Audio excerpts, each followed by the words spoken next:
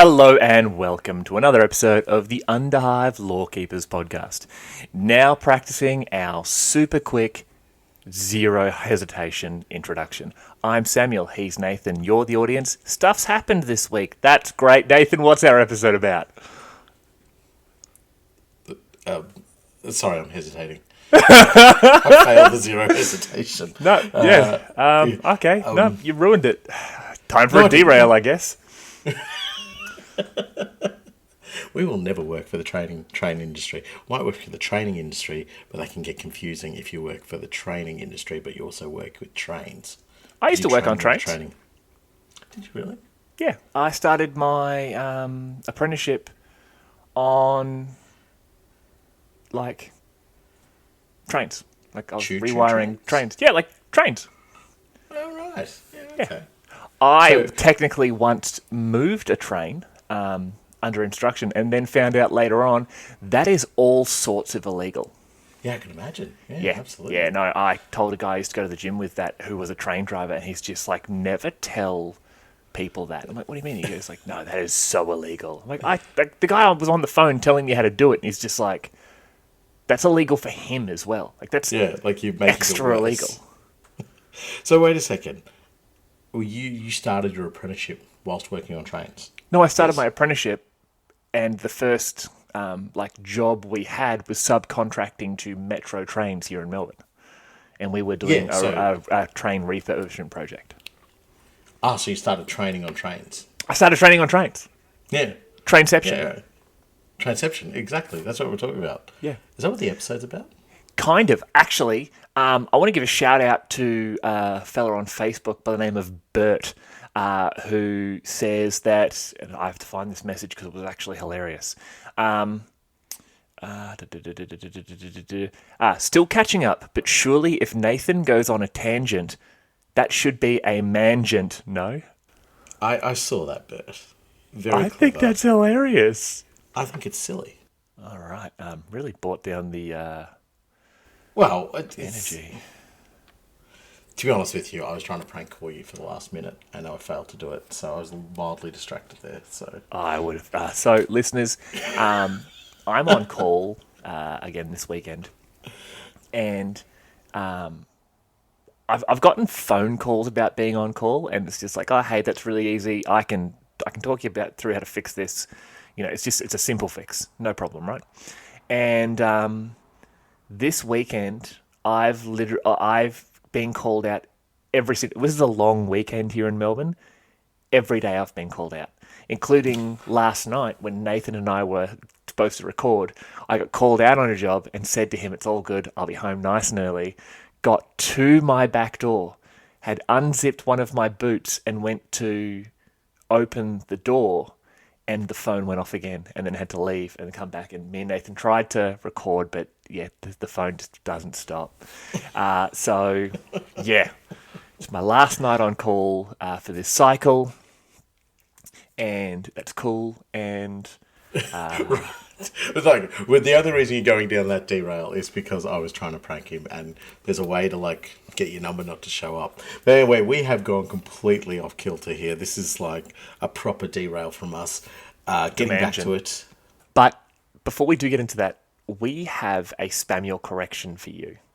Me? Yes. Nathan, in your opinion, what is the most controversial thing to be ever said on this show? Ever. What is it? What do you think it is? What do you think I've gotten the most communication about from our listeners, for anywhere from the incredulity that we could think something to just outright hostility as to something we've said? That you like trifle. Disgusting. Top 3. Guaranteed. Top 3. Even more than trifle. Even more than my constant questioned attacks on the Welsh. The milk thing. Yes, that was disturbing. I think that was maybe top 5. No, it was you and the biology of dog legs. The number of people... I'm pretty sure I'm legally a vet now with the number of people who have given me expert opinion on how you completely misrepresented dog legs. Right. So Yes. apparently, But in my defence, I did say I'm happy to be corrected. Like I did butcher it, and not in that sort of like ready for the restaurant butchering, as in the like the problem is, people were yelling at me. So good. apparently, the way you were describing it was backwards. So dogs' front legs have the hitch at the top with the regular bend, effectively the knee down at the midsection, and the rear legs have the bend forward at the top, and then the bend backwards at the base. Yep. Right. You were saying it the other way. No, it wasn't. Apparently, the number of vets we have that listen to this show astounds me. The words they use to describe your statements, I cannot say on this show, and for us to obtain our G+ rating. Shame on you, Nathan. Shame, shame, shame. I feel like Darren Hinch. Shame. Australian reference. The Australians. So Yeah. are you saying my description was a bit of a dog's breakfast? It was a bit of a dog's breakfast. Yeah. That was really well done. No, no. I did know I was butchering it, and thank you for all the people out there who came and corrected us. I will take it forward in my life. Yeah. to Next time I'm everybody happy. describing dog legs, I'll remember this moment. Yeah. Your description sounded like weren't even reading it. You're just like locked inside your head. Like you've memorized it. You were basically a vet for just dog legs. Weirdly enough, I have butchered several dogs just to confirm the information that's been given to me is correct. Oh, righto. I don't think you should say or could say that, but fair enough. No. Right, Because I'm going to make an official Lorekeepers statement here. Mm-hmm. Dog owners are just people who are too lazy and inattentive to be cat owners. Oh my God. Yeah, no, What that is an the matter official with you? Lorekeepers statement. No, it's not. No, it's not. And I will not be taking questions. Cats are better. It is proven scientifically, religiously, ethically, Socially, intellectually, economically, ergonomically. Like, yeah, cats are better. So before you end up going into a mangent there, why don't you read out our new Patreons? Right, before I do that, you're wrong. You've always been wrong. You're disgustingly wrong. It's not the stance of the show. And furthermore to that, please email and abuse Sam directly. Thank you very much. You will have my undying support and care. Right, our new Patreons. We have Ian Nicholas, The Painting Pieman, VRMN. I think that's vermin. Yeah, well, it's That's not how I read vermin. it. Well, of course it's vermin, but it's not vermin. That's like vermin on a number plate. Not like It's actually vermin literally leet on- speak. Vermin, oh, Lord. Yes, it is vermin. And then we have something or other of the Sovereign Moons. So Done. this name here is one of the greatest things I've ever had the pleasure of watching Nathan be angry about reading. And I'm going to say it's Zywebandarandakantor, Zywebandarandokantor, the sixth of the Sovereign Moons. Flawless. Dude, that is the most insane name ever. And if that's your real name, props, man. Props. Yeah. You are living life on hard mode. Yeah, here's a form to fill out. Oh, you need two. You need two of the forms.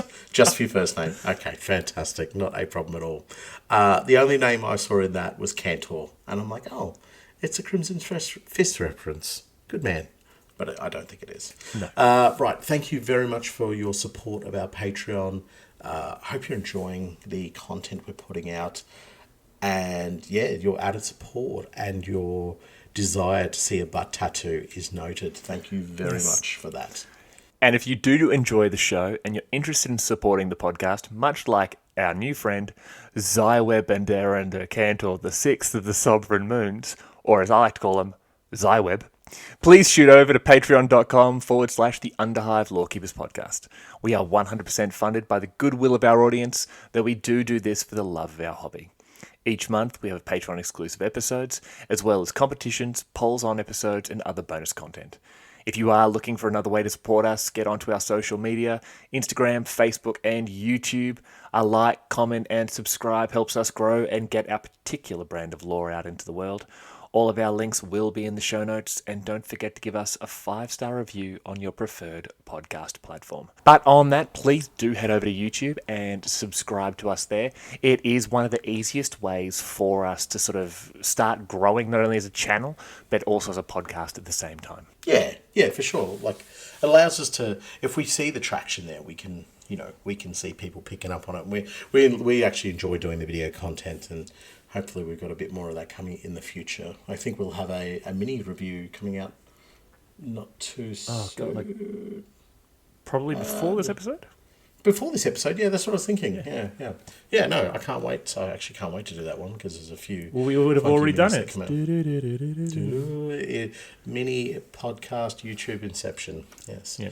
Right. This intro is ridiculous. Nathan, we are talking about the corrupted weapons of the black markets of Necromunda. And let's start nice and big. Why don't you read the first one? Right, so this one is a doozy and a cracker to start off with. It is the Warpstorm Bolter. Infused with demonic energies, the Warpstorm Bolter combines the brutality of a bolt weapon with the corrupting power of the Immaterium. Reputed to be a favoured weapon of the heretic Astartes, merely possessing one is an act of high treason, not to mention putting the user's immortal soul in untold peril. So these little grenade launcher warp rounds are enough for a demon to get a little sniff of whoever's firing this gun and go, thank you very much, I'm on board with you. This weapon, though, it is the iconic weapon next to the chainsword of the 41st millennium. And this corruption of it would be an affront not only to members of the Imperium, but also members of the Astartes. But most importantly, you could potentially have also a cult of the bolt that is dedicated to somebody using a warp bolter or a warp bolter they found, whatever the case might be. But the warp bolter itself is just a horrendous fusion of technology and, I guess, space magic, for use of a better term. It almost feels like it's something that should be crafted or forged in a demon forge. Not just something that is necessarily changed. I mean, it could very well be, but it feels like there's, perhaps the opportunity to manufacture this. But as I'm saying it, I'm sort of thinking, something like a Warpstorm Bolter would probably be very much more handmade, more Baroque. It seems to be almost like a bastardized version of the Inferno Bolters of the Thousand Suns. Oh, true. Yeah, definitely. Yeah, right. And then so somebody's seen or knows of that technology and goes, well, we'll just load this thing up with warp ammunition. Because it's interesting, the actual the description itself, and again, we've mentioned this several times on the show before in the past, is sometimes we don't get a lot of info and we really got to extrapolate on that. But is it the ammunition or is it the bolter that is causing the issue? I believe it's the bolter themselves. So it's infused with demonic energies. So look at that. The Warpstorm Bolter infused with demonic energies. The Warpstorm Bolter combines the brutality of a bolt weapon with the corrupting power of the Immaterium. All right? Yeah. Then you look at the Inferno Bolters. Inferno Bolters are actually weapons that are imbued with the magic by Thousand Sun sorcerers or Tzeentchian sorcerers. It imbues the weapon with additional power. Right. So it's not necessarily the shells themselves. That's just a regular old bolt round. I say regular bolt round. This is a regular flying grenade launcher round. What is a powered grenade launcher round? I was thinking like the Death Watch bolters, where you've got different rounds that you're pumping in there, sort of thing. But it's not like that. This is the Yeah. actual weapon that is the corrupted element, that is the negative element. Yeah, I right. believe it's the weapon because then when you sort of look at the really jumping into it here straight away. The Warpstone bolter is still just using regular bolt ammunition. It's the weapon itself that is polluting the bolt as it's fired. If you know what I mean. Yeah, yeah, or imbuing it with warp energy, I guess. Yeah. Yeah, so it's the weapon that is the big bad in this scenario. That's I how guess. I'm seeing it. Yeah. So it'd be interesting. So could you put like gunk rounds or something in this, like gunk bolt rounds, and then have cursed gunk? Technically, Yeah. no. Technically. Let's remove the technically and just purely base it around. Hell yes, you could. Like in my mind, if you have a warp infused bolt weapon, you're looking at that and going, sick. All right, anything I put in here is going to gain the extra power of space magic. So I'm not just going to use the regular bullets that are super engineered, tiny, depleted nuclear material space bombs. I'm also going to use the ones that, when they explode, set you on fire or cover you in acid, or any of 1,000 different things that different ammunition types can do. I think you would be dumb not to. But rules as written, I believe you cannot. No, no, rules is written. Yeah, of course. Yeah, no, I understand that. I'm just instantly thinking about like all the different types of like Kraken ammo and all that kind of stuff, all warp infused. Oh, dude, 100%. Are you telling me cool. that? Although this is sort of going into reasons why Chaos Space Marines make me sad. Are you telling me that at some point during the last 10,000 years, a Chaos Space Marine hasn't thought, "Hey, those Deathwatch guys we killed? Yeah, they've got some pretty cool bullets here. Should we take them with us?" Nah, we probably shouldn't. No, that Why? that goes Why against not? the codex. Yeah. What about this plasma cannon? Nah, let's just leave it there. Yeah. Hey, did you guys see that Baal Predator that was just sitting over there? Yeah, no, we saw it. What do you? Should we grab it? Nah, probably shouldn't. What do you I'm mean? laughing. Yeah, go on. I'm not licensed to drive that, mate. What do you mean? No, You that need would never happen. you need a special like BAL certification on your Yeah. license to actually be able to drive that thing. The That Baal is quite Predator is the funny. forklift certification of the 41st millennium. Oh, you've got one of them, mate. Yeah, mate. Just sucking a bit of blood and driving predators. It's just Get what I him do. into the chapter. All right. Righto. Okay, a couple of points I've got to make. Firstly, very funny that you talk about the Chaos Space Marines like that, because I've remembered having these discussions many, many times with people over the years of like, well, why don't I have grav cannons? Why don't I have the stuff that the Imperium has? Because when I defeat them, where are they?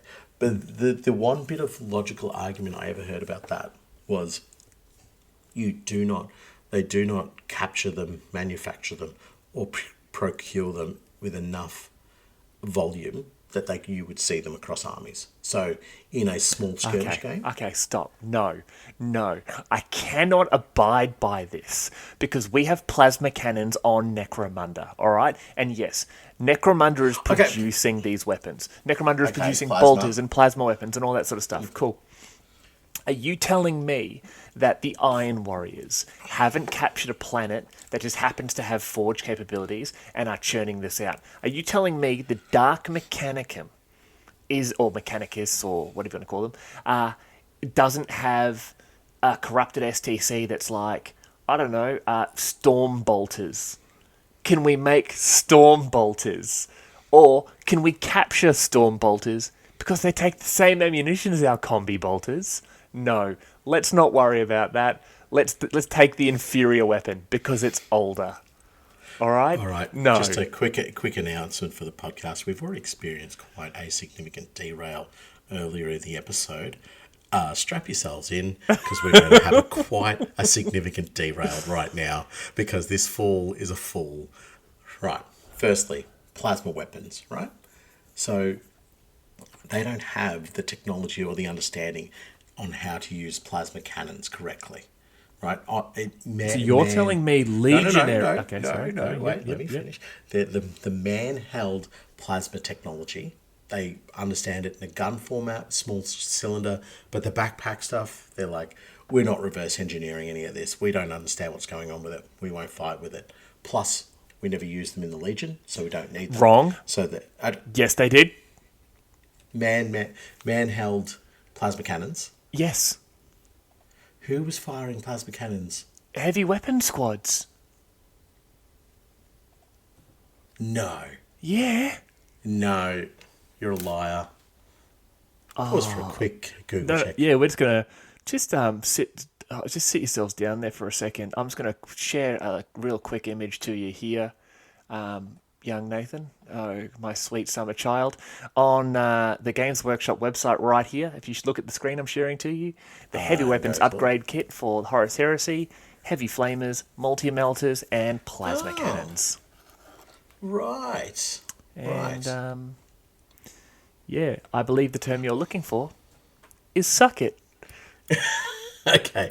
Well, let me just pass on a quick correction for you there. Obviously, the Chaos Forces maintenance issues are an issue. Maintenance is a bit of an issue, and they would have not been able to maintain the plasma cannons for the troopers on foot. Makes sense. Totally. I believe that is the reasoning. Yes. Secondly, the Iron Warriors taking a planet. That's more fiction than anything you've ever said on this podcast. They probably kick down a wall or something, maybe rattle a door loose, and then go, we did our job, and boot off.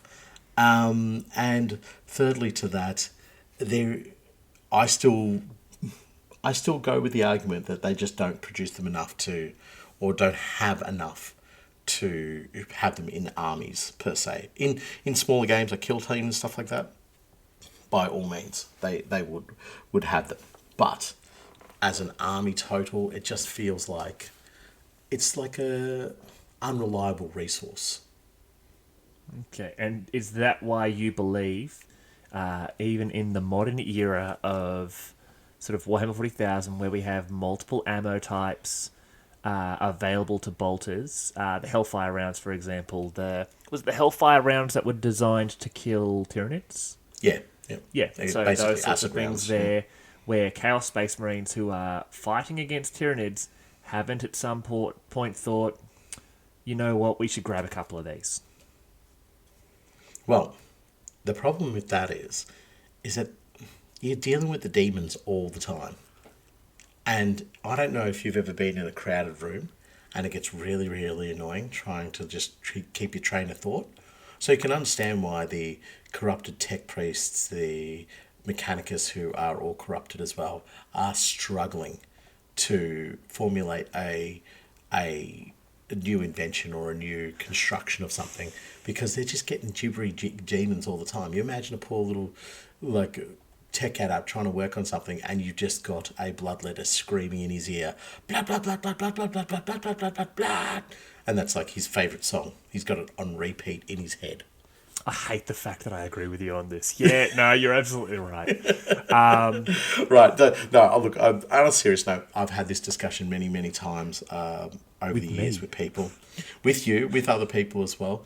For those who know, I worked in the stores for a long time, and people would come in and be like, why can't I take this? Surely they'd have that. But, this is where Necromunda allows you to do those things. So That's right. Let's step We're a back. Necromunda podcast. Sorry. Yes. Necromunda. Yeah, field your Chaos Space Marine squad in a game of Necromunda instead, if you really want to go off kilter with your gear. So My other question about the bolter that I have for you, thoughts moment here. Yep. Right. Do you think that the Warpstorm bolter has a little sort of, sentient type demon on the inside of it using that bolter? No, no. You think it's just energy? I believe it is most likely the energies from the warp. So this is going on the assumption that sort of my idea that it is a type of inferno weapon, a la the Thousand Suns, and that is specifically modified by a sorcerer with the energies of the warp. All right, the bolters, the bolt pistons, the combi bolters, because we can't take storm bolters for some reason, and I like the Soul Reaper cannon. So they take those and they take the energies of the warp and imbue them in there. So as they fire, I believe they sort of just slap a little bit of warp energy on the round as it comes out, and it's literally a guy in there slapping and be like, "You can kill so many loyalists with this," and he's just So you slapping. do think there's a little demon inside of it? No, I think it's the energy tagging the bolt round. So when it does impact, it causes the additional effects, and I think that's what the warp storm bolter would be doing at the same time. Especially given this, it says it combines the brutality of the bolt weapon with the corrupting power of the immaterium. Right. So, would you like to know what I think actually happens inside the bolter? No. Right. Okay, moving on. I'm listening. No, I'm telling you, shut up. Yeah. There's a tiny little crew of demons inside, right, that stamp sigils onto the bolt round very quickly between each one firing off. Yes? And so when it comes through, it's imbued with the warp energy, but it's also stamped with the sigils. And it's just a tiny crew of little demons that actually exist within, like almost microscopic sized demons stamping on these little sigils onto the bolt round. I think that's a better idea. I think that's insane, and Oh no, something insane in the world of chaos. Oh, yeah. what a fool. I would be more likely to believe it if you believed there was possibly a connection to the warp inside the magazine. So as it's firing, it's actually not pulling a shell from the magazine. It's pulling it through the immaterium from possibly like one of the, are they the dark forges that the Adeptus Mechanicus use? And those are actually being forged on this planet within the Eye of Terror, or now the Cicatrix Maledictum. And these demons you're talking about are churning them out in these factories there where they're, I can imagine they've been forced into possessing servitors. And these servitors are now these twisted, like, lobotomized forms of demon. And it is, yeah, like, you know, So all they servitor, know. yep. Yeah, a regular servitor, but just demonic. And they're hammering in these sigils to these shells, and they're going down this, like, convoy, like a Conveyor belt. like a conveyor belt, and as they get dumped into this pit, which just keeps getting lower and lower because they are feeding those warp fire weapons around the Do you know galaxy. what? I love this idea. It is so cool. Imagine a bolter, no magazine in there, right? So, and it's just got a hole. Yeah. But that's just where it does, like it spits out a shell casing, but the shell casing just sort of evaporates, sort of like Yes. a Necron reanimation where they don't reanimate, they just kind of fizzle Yes. out. I love that idea. So this bolter never runs out of ammo, you know, and the only reason it does run out of ammo is the connection to the warp is gone, or Yeah. the you know, they're not making enough shells, or you've been deemed unworthy because you've missed your target 3 times in 3 turns. So that is such a like, my idea is definitely cuter and nicer, but that is an absolutely awesome idea. Like, each one of these is a tiny little minuscule conduit to the warp. And you can imagine Psychers, this bloke walks past with his bolter, and the Psychers just start getting all tetchy and fidgety and just like, let's go, just like, because they can feel that unease in the air. Yeah, I really Mate. like this. That's exactly how I see these bolters going off. That is absolutely sick. I'm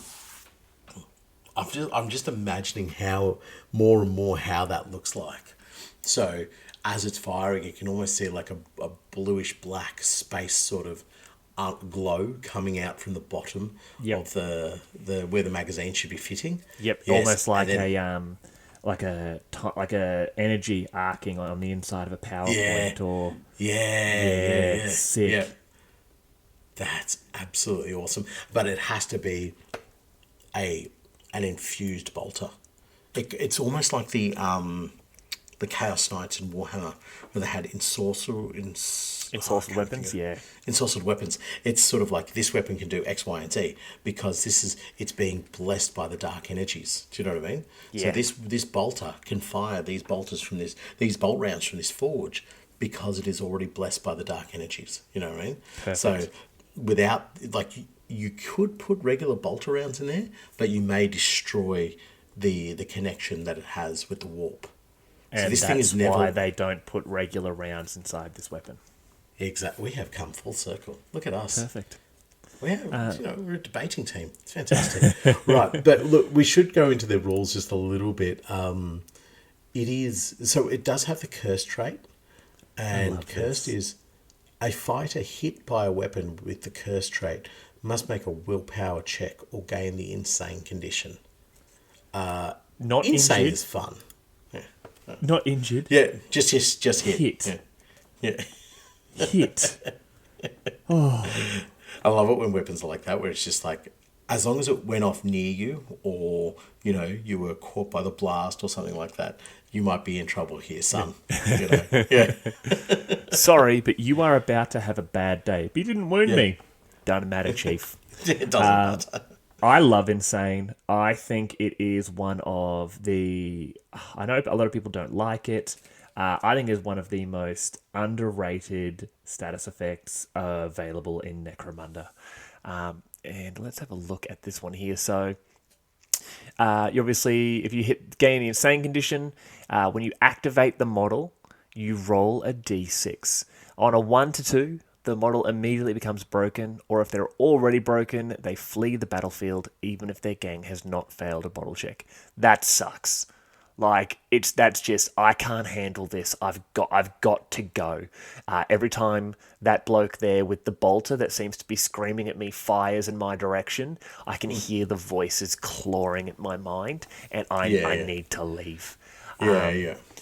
On a 3 to 4, the opposing player can control the Insane model for the duration of this activation, treating them as part of their gang in all respects until their activation ends. As soon as their activation ends, the Insane model no longer counts as being part of the opposing gang. In the case of a multiplayer game, the winner of a roll-off between the other players will control the Insane model. This is when you are hoping you have that Orlok Arms Master with the lucky trait and the thread needle worms. Like, you are wanting filth right here.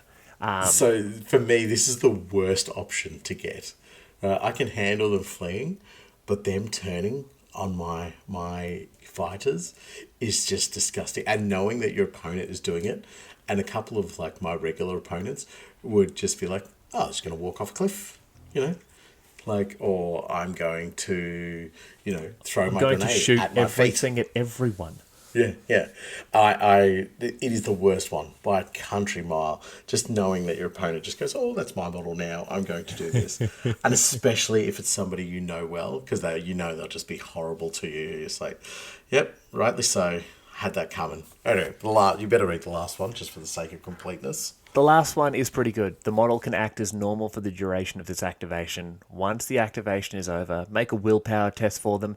If this is passed, they lose their Insane condition. So it's really just that middle option that's the absolute worst, because if it's a big hitter, important model, whatever it is, they have the ability to use your own mini to ruin your day. Best case scenario with the first one, they're fleeing towards the end of the board or whatever, and you manage to pull them back. That's great, but losing your minis, or losing your gangers or your champions or whatever for that battle because of the Insane condition, oh dude, that's gotta suck. Yeah, That's got 100%. to suck. So, yeah, all you've got to do is hit the target, and we didn't even mention it. This weapon has rapid fire. So if you're lucky, Kylie Minogue style, you roll that dice, you get your three shots, and there's three geezers stand together. You may not have actually killed or hurt anybody from them, but you hit every single one, and then you've just got three insane monkeys running around. Like, Is what is it? Rapid fire. If a rapid fire weapon scores more than one hit, the hits can be split between multiple targets. The first must be allocated to the original target. Fair enough. yeah. But the remainder can be allocated to other models within 3 inches who are also within range and line of sight.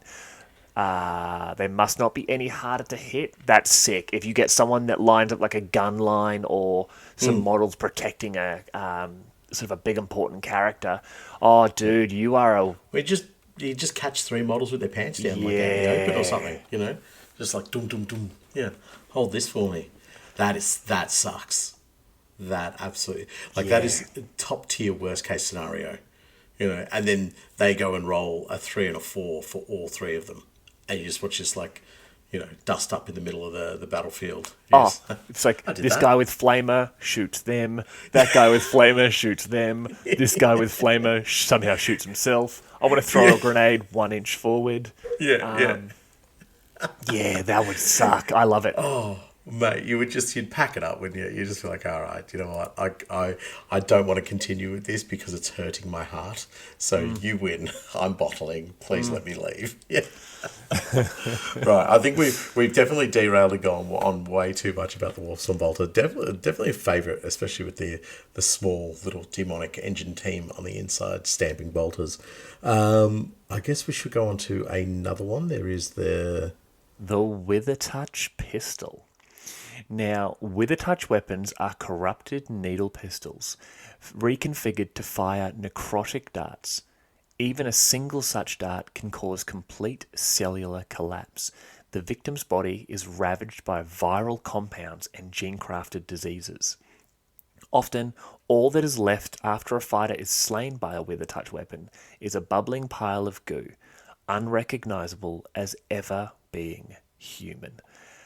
This reminds me of what was the virus that they used on Istvan 3? wasn't it just called the Life Eater? The Life Eater. It I think basically so. broke them down at like a component level.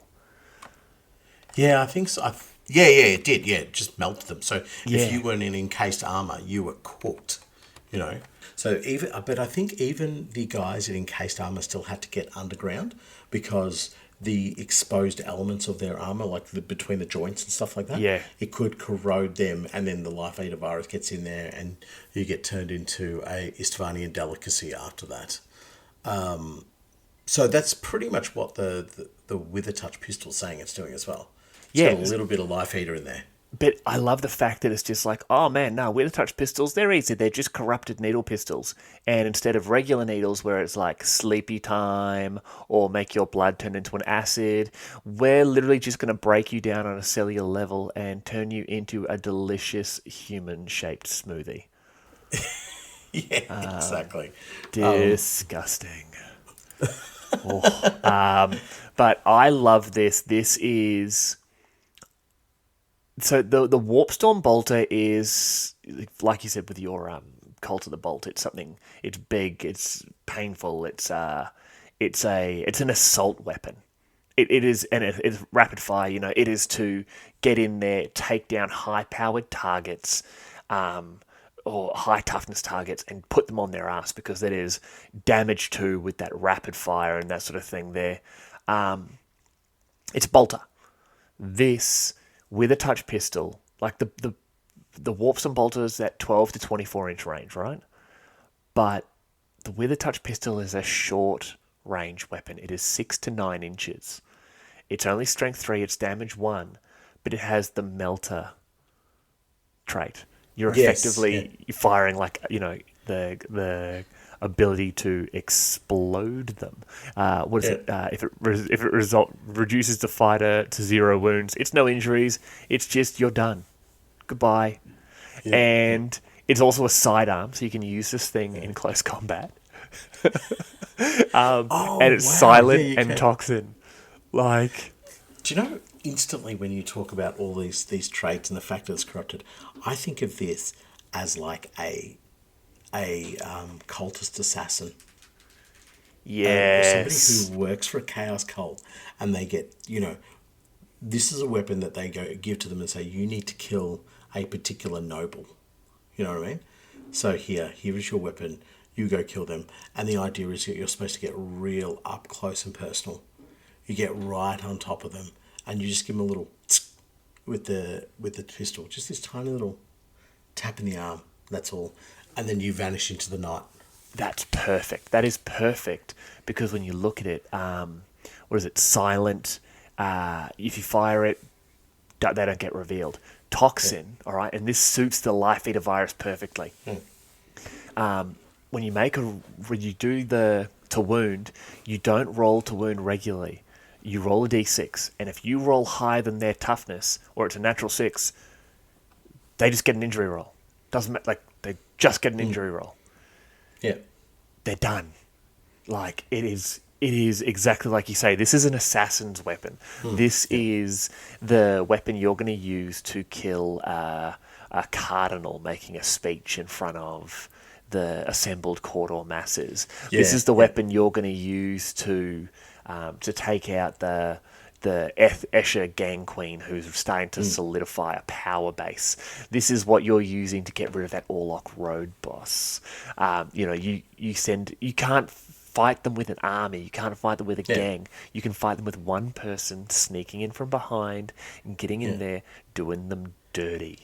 Yeah. Like I could just, I have this image and this idea of you step away from the fanatic concept of the chaos cultist, and now you have an elite operative. You know what I mean? Somebody who sees the machinations and the long term benefits of having a chaos influence upon their planet, and they're saying, okay, well, I can't just be a raving lunatic going out there and killing things. I need to use the skill set that I have or that I've been trained to use. This isn't a cultist. Yeah.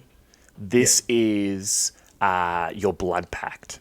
This is your sons of Sec. This is your organized military force where they have different operatives. This is your organized group going in there with a mission, not just a task, a mission.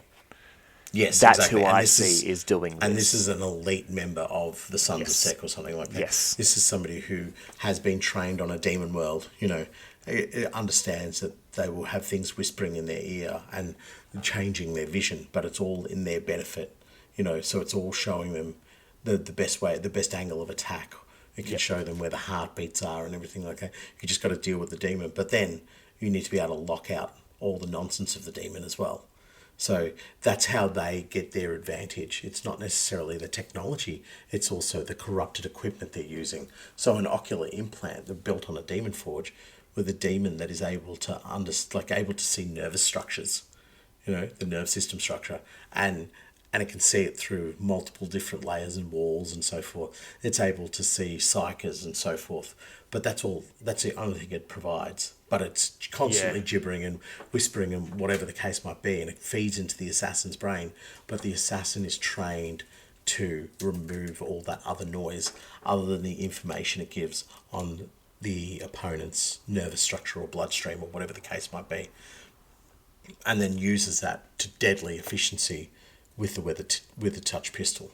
In one of the Gaunt's Ghost novels, there was a blood-packed sniper who was going to kill a living saint. And one of the things he did is he was searching for counter-snipers, and he called through on the Imperial radio frequency and was sort of like, who's out there? Can we see anything? Blah, blah, blah. And these Imperials are sort of like giving away their movements. And he talks about how he stops his own lungs because he had his real lungs removed and replaced with mechanical implants. And that's the sort of stuff I'm picturing. Like, this is the one they're giving this with a touch pistol who's going out there to kill whoever it is they need to kill. Is beyond, the limitations of humanity in that respect. They will still be, I think, a human, but if they're being given this sort of a this sort of a weapon as the this is how you kill them because it's going to leave the it's a weapon of terror. You're going to use this, and when you kill them with it, everyone is going to be terrified because this figure they venerated or followed or needed to be behind at all times isn't even a person anymore. They're a pile of goo. This is the sort of weapon I see someone from the Immortal Cult using when they're going to kill an Inquisitor that's getting too close. 100%. And what you're describing there is like basically the $6 million man of a chaos cult. Yes. Obviously, the logical translation is 6 million souls man. So they're very busy. Very busy in that poor head. But yeah, exactly what you're saying. And also that goo that is left behind is obviously a delicacy in certain parts of Necromunda. So that does get scooped. Mate, there you go. Cram that in there. Have yourself a nibble on that.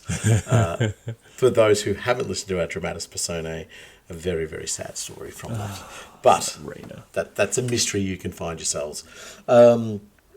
Righto. So this weapon, I think, is the type of weapon anybody from House Escher would be just frothing over to get. Yep. You know what I mean? Because they would not see the corrupted nature of it. They would see, like, the weapon itself would be corrupted in the sense that it would feel like, something wrong. It would feel like, a negative energy in the air, whatever the case might be.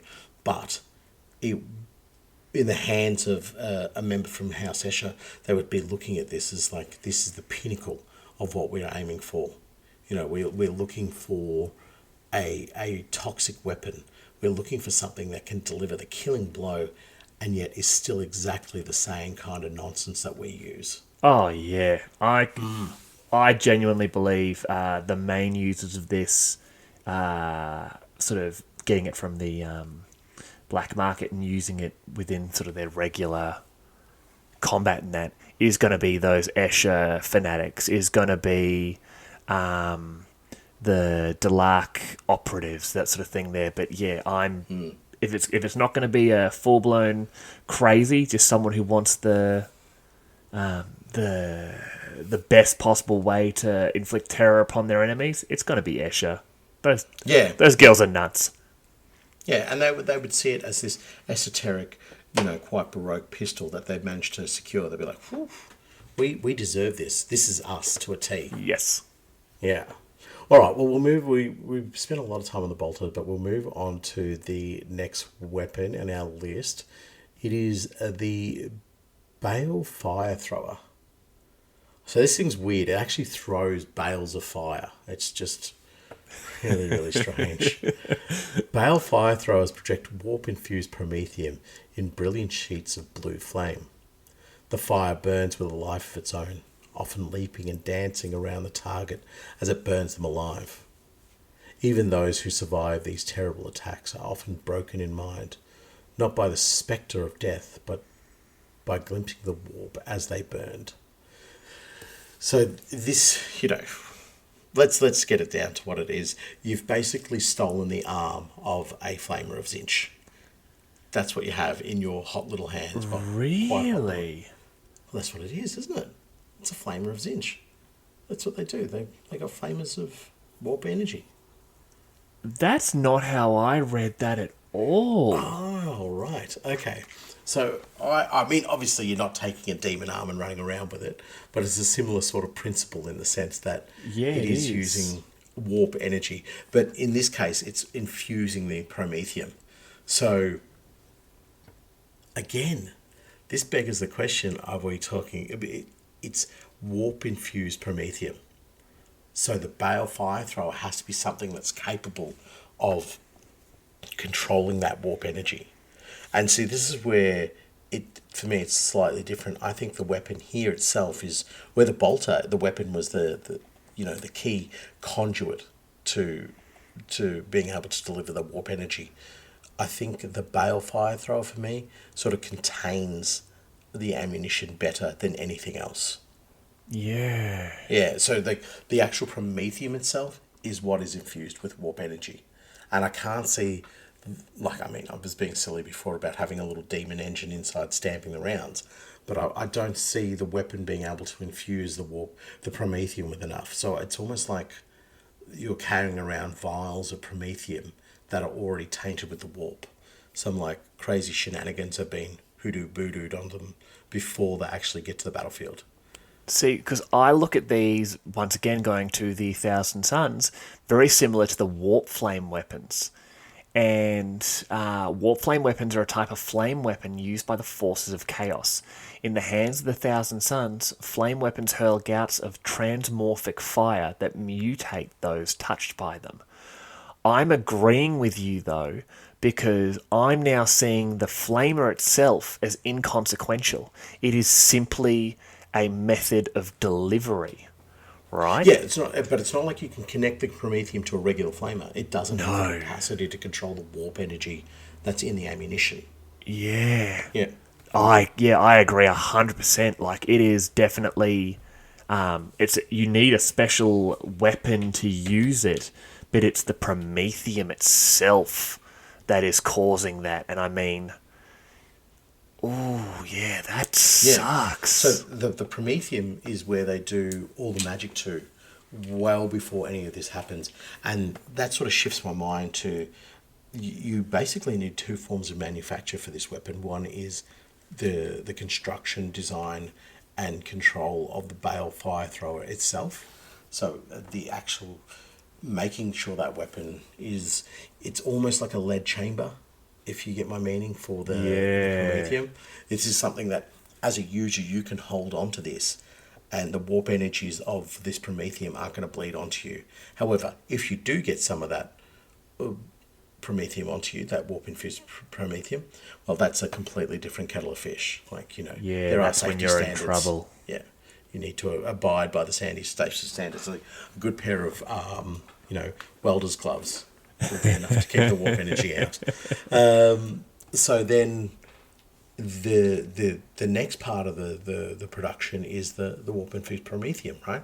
And so this is where you probably have a lot more cultists and a lot more demagogues and psychers and so forth in and around that facility. Like, I don't know how they infuse. Maybe they just boil a. No, you don't want to heat the promethium. Maybe they just melt. Oh, this is it for me. They melt down demons, like the actual material flesh of a demon, into the promethium. So it's sort of like an acid bath for it. Well, if it's happening in the warp, obviously you're going to be able to get your hands on demons without having to sort of pollute their essence with possession and that sort of thing. Oh, true. Yeah, yeah. So if they're creating this in the warp, I don't want to jump on another tangent, but I've got to get the thought out of my head. This gives me the idea of doing like a backyard style balefire promethium. You know what I mean? So they're like, oh, we know how to make this. How are you going to make this? Well, we're going to get a demon host that we created a demon host by pumping this thing full of gas. We opened its mind up to the warp, and now we've put a demon into this body, and now we're going to literally just chop up that body and throw it into promethium with a few other agents in there that help break down the body, and that warp energy bleeds through. And it's like, I guess if you were to go into more detail than what even Necromunda provides, maybe it's not necessarily as powerful as the normal warp infused promethium. It's But the it is home like, brand. it's the home brand, it's the Promethean. homebrew stuff, yeah. And it's sort of like, it still does the same thing. We still get these blue, like it's not like brilliant sheets of blue, it's more like tinged blue. So you're getting, yes, we definitely know we're using it, but we know it's not the real stuff. Yeah, like Yeah, bootleg, that's awesome. bootleg warp infused. Yeah. Bootleg, that's the word I was looking for. So Or what's to say they're not allowing the possession to occur, and then they know that if they possess it with a demon from this particular section of the warp, etc., that when it possesses humans or when it possesses a particular type of, I don't know, anthropod, that it sweats, and that sweat can be added to promethium, which gives it the the warp sort of effects. Like, yeah, they could be taking all sorts of different regents. Is that the word I'm looking for? Yeah. I've heard it pronounced reagents. Reagents. Yeah, they're you taking all these different reagents from the warp, and they're what's that cooking show? Kitchen nightmaresing their way through. They're like MasterChef. That's it. Master. Well, there's Kitchen Nightmares as well, which is like where Gordon Ramsay comes in and is like, "Oh, your kitchen's so crap, blah blah blah. I'm going to show you how to redo it." And you could see like a cultist leader coming in, just being like, You call that corrupted Prometheum? You sicken me. Get out of my kitchen. Yeah, exactly. Yeah. Right. So yeah, they're using all these different. Piss off elements back to your corpse, Emperor. You come back to me when you want to be a real cultist, when you've got the desire and the passion to properly torture and corrupt somebody so that we can break them down for our Prometheum. Other than that, on your bike, off your trot. Yeah. Right, anyway, I think this show makes far too many Gordon Ramsay references, and we've only done 2. So, or not enough. Potentially not enough. So, going back to what you're talking about, like where it's manufactured in the warp or manufactured in places that are more connected with the warp, that's where I can see where you would have this warp infused Prometheum that is like the top shelf type stuff. You know what I mean? Yeah. And again, we'll talk about it from a lore point of view, not from a rules point of view. That type of stuff is, if people are going around flaming things with that, that's where everybody's like, whoa. We've got some real players here. Because not only do they have the funds to be able to purchase this stuff, they have the connection to something that is truly dangerous on our planet, a cult or a production facility that is closely attuned, or perhaps even a gateway to some part of the warp.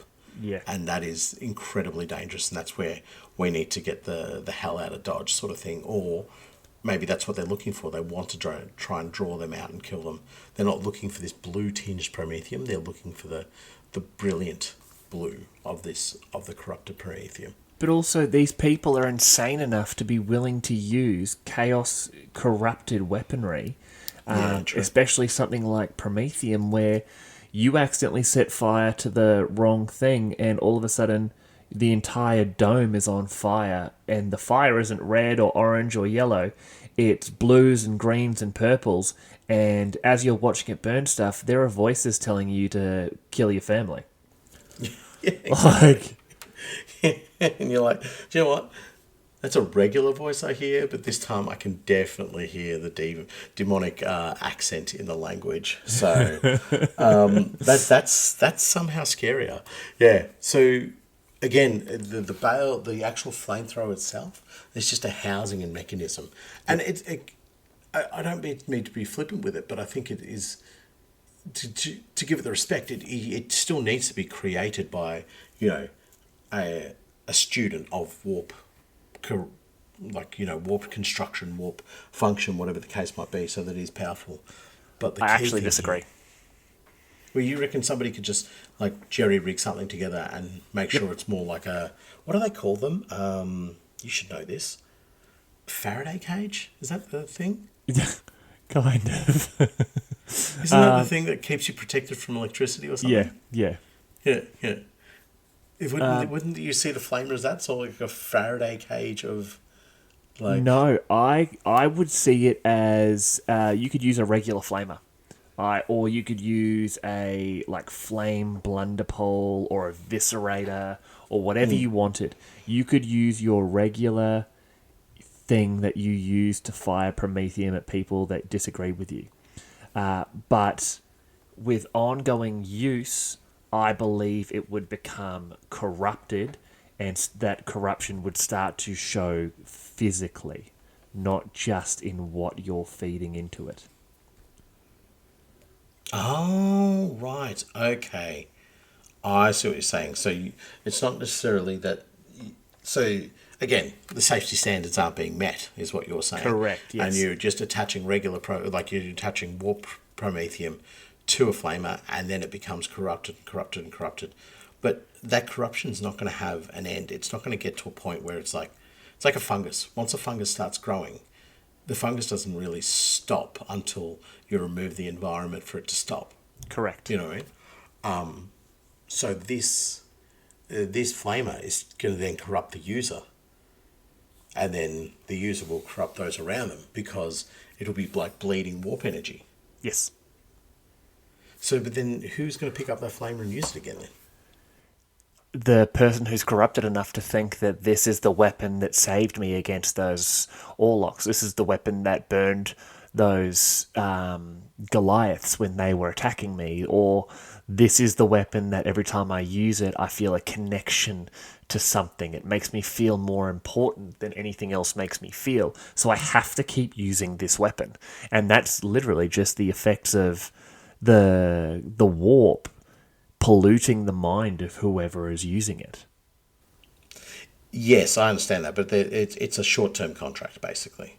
Oh yes, it is a short-term contract, and I think once they got that weapon enough sort of power imbued into it from the warp, from constantly using that tainted promethium, I think it would then seek someone more powerful.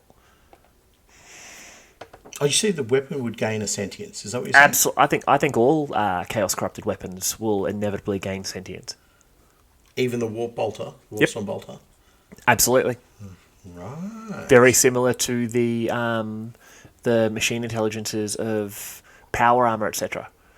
I believe. Look at demonic weapons. Demonic weapons, obviously, because they have a demon imbued inside them, gain a sentience from the creature that is now living inside that weapon. But if you corrupt the machine spirit of technology enough, and I think we've agreed that bolters have a small basic machine spirit within them. All machines do, and because of the belief in machine spirits, it has become a real thing. So I believe that all of these weapons could quite possibly have a type of machine spirit which would gain sentience as it's used because it's being connected to the warp because of the corruption that has been imbued inside these weapons. So what's to say that eviscerator that had the warp promethium put into it that was used by the redemptionists who went over the deep end doesn't inevitably become this weapon that chaos cults from throughout the planet are seeking because it's calling to them, trying to find the strongest cultist who can take it off Necromunda and take it somewhere where it can do some real damage. Right. Okay, so what we're talking about is like an almost Lady of the Lakes type style, handing off a flamer sort of thing. Just like, you are the chosen one. For how long? Well, until that enforcer shoots you in the back of the head. Doof, correct. And then that enforcer picks up that weapon to take it for destruction and goes, well, that's weird. We're being attacked by scavies. I'm out of bolt rounds. I've got this flamer with me. Yeah, and that's all it takes. That's all it takes. Yeah. A couple of moons later, and he is stark naked, running through the ash waste, burning everything in sight, claiming that he is now the spirit queen of Slaanesh. That's how I met my wife. Yeah. You've told me that story before. It was beautiful. All right. We have a few more weapons to go through. We have got the Kai Hellspear. Sounds like someone's name. I love this. Balefire Thrower rules. Standard flamer with cursed template, damage 2, ammo 5+, pretty good. Oh yeah, the damage 2. That's not a standard flamer, so that's good. Yeah. Damage 2 and cursed. And template. So imagine plus remember, cursed. You just got to have that template over them. I just got to hit. They're hit. So this is that little cluster of people who are together. Yep. You and it can go straight over cover and stuff as well. Oh yeah. Oh wow. Okay, this is definitely right up there as I hate my opponent. I will take this weapon option. Yes. Yeah, buddy. Right up there. The Kai Hellspear. No one knows for sure where the Kai Hellspear originates from, only that it must be a terrible and corrupted place to produce such a weapon. Similar in function to a lasgun, The Hellspear projects a searing beam of warp energy that cuts through not only armor and bone, but also rends away the target's soul. So this is literally, in my mind, a corrupted lass weapon because Stop it's there. How dare they? How dare they attack the most glorious weapon of the Imperium? How dare they put this idea, this concept, into the minds of players? This is wrong. Wrong. Continue. so if we look at the Alaskan, it is okay. The Kai Hellspear short range 6, long range 18. Alaskan is 18 to 24. Okay.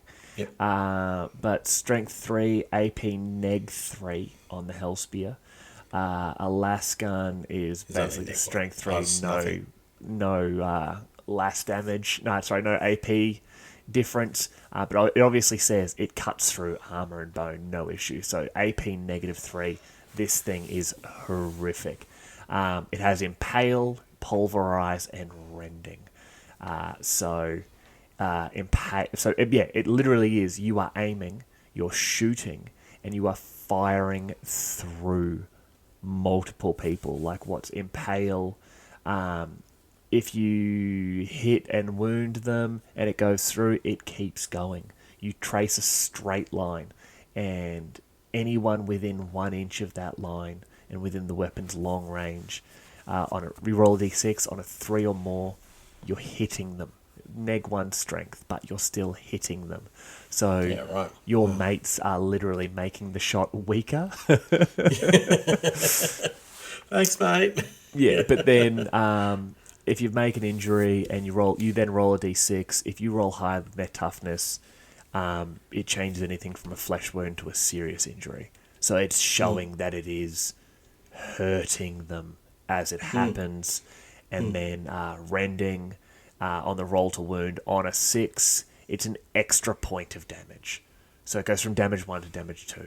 But you could be doing that on multiple people at a time. Oh, and by the way, it's a 3+ ammo save. Like that's ridiculous. It is absolutely ridiculous. All right. Hear me out, sir. Yep. Blood Pact Special Operations Team, all equipped with these. Done. Beautiful. So just like a squad of 5 or something like that, maximum 10, all equipped with the Hell Spears, all imbued with some minor demon inside of them. You know what I mean? Or perhaps like it's actually like a piece of technology that is clasped to them, so it shows their bond and ties them to a demon.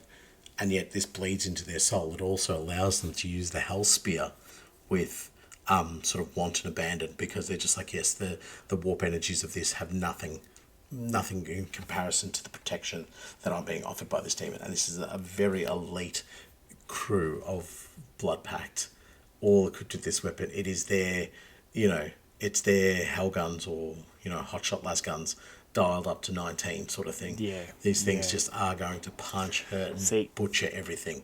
Because of its rarity, it's an illegal 12. So I would be doing this for your one of your champions, or maybe both your champions. Who was it? Or both, who are both commandos. From the former Kazakin. Former, Sionis, Militarum Tempestus style units. Mate. Imagine that they've literally somehow corrupted their hell guns, whatever their hell guns. Yep. Yeah. Oh, yep. Dude. Yeah, and so it would, the pack that they would. Do you know how they have the big power packs for the weapons and stuff like that? Yeah. It would just be a warp conduit. You know what I mean? Something that just draws down warp energy into the energy cells of the pack, and then converts that into what we see in the Hellspear, this blistering laser beam of just pure warp energy. And again, this is another one of those things Where I think here in this regard, the weapon and the fuel source or the energy source need to be warp tainted. You know what I mean? So the capacity for the weapon to be able to punch out the shot, it like, as I said, it drives it right up there. But the energy has to be warp energy. So, interesting fact, if you go back to the Chaos Space Marine 3rd edition codex, right, there was a weapon that could be used by Chaos Lords or Demon Princes called the Kai Gun. Oh, I remember that. Right. That was awesome, that thing. Yep. Yeah. The Kai Gun is a huge two-handed ballistic weapon of archaic design similar to a bolter that was developed following the loss of Forge World of Kai to the Warpstorm Gay San in the 34th millennium. Possessing an advanced industrial culture, the machine smiths of Kai bartered their skills for a measure of protection, learning to fashion weapons in the warp that they could not have conceived of before. Their ploy eventually failed, and the demon hordes of the warp descended upon them to fight for possession of these new domains. All that remained after the destruction of Kai was the weapons they once built to appease their slayers. The Kai gun is so large that a normal man would be unable to lift it, but one which a Chaos Lord or Demon Prince would have no problems wielding. The gun is a psychic catalyst, turning the hate and malice of its wielder into tangible bolts of energy. Theory: the weapon we're talking about here, the Kai Hellspear, is one of the other weapons they developed. It is a 100%. smaller version of the Kai gun. Oh, no. I think they've taken a bolter and they've gone, yes, we can turn this into a god almighty Astartes weapon, this absolute destroyer. But we know we can produce las guns. So Yeah. let us take the small element. Let us take this weapon that is not as powerful and turn it into something unique in its own way. You know what I mean? So we know that the Death Corps of Krieg can supercharge their las guns. You know what I mean? Yep. And they turn that beam right up. That's what they've done with the Hellspear. They've gone, we'll turn that beam right up. It'll be a one shot, but you do not want to be in the way of that. Because that is pure. You are throwing a vortex grenade and forming a line with it, sort of thing. It is an eliminator of things. It hits target, sick. keeps going, and I love the idea that it's firing off the warp energy. Do you know what I mean? Because it says a searing beam of warp energy. All I can see is like a black beam. Oh, with yes, like a tinge of blue around it. How weird and corrupt would that be on the battlefield? You're seeing like the laser light show going off and stuff like that. Not even the battlefield, like a gang confrontation, and there's yellows and reds and all these other things, and then you see this jet of black, and it just, when it hits the area it's hitting, it just blasts through everything, and you're just watching bodies like 4 or 5 feet behind the cover just dropping. You're like, we need to get out of here because they are firing magic. That's something I think is missing from this weapon. It should be able to penetrate through cover. Because you're hiding behind barrels, that's cool. I'll shoot through the barrels.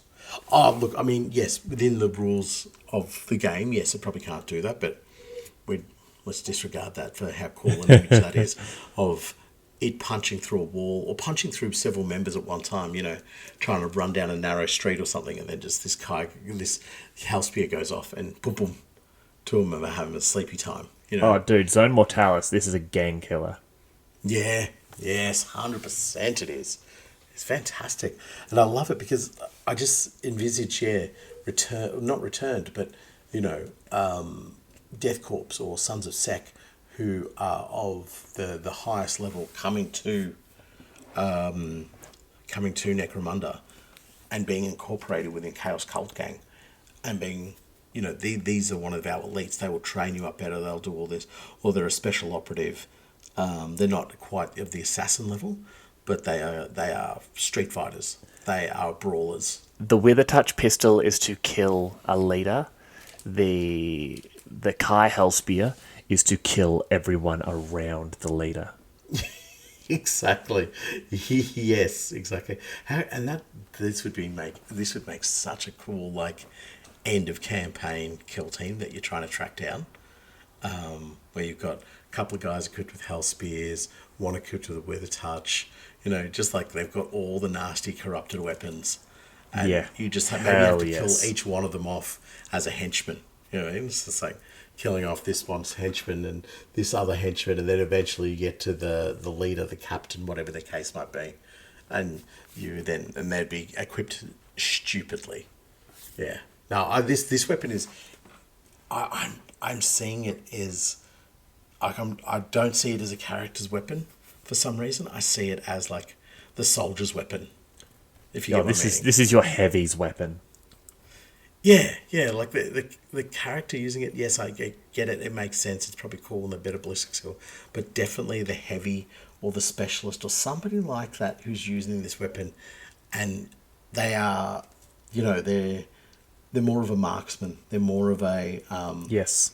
you know, they're a trained operative in the sense that they have fought on battlefields, they have fought in large scale scenarios, they know how to survive, but more importantly, they know how to kill, and this weapon takes that ability of them being able to kill and ramps it right up to like Perfect. danger territory stuff. Yes.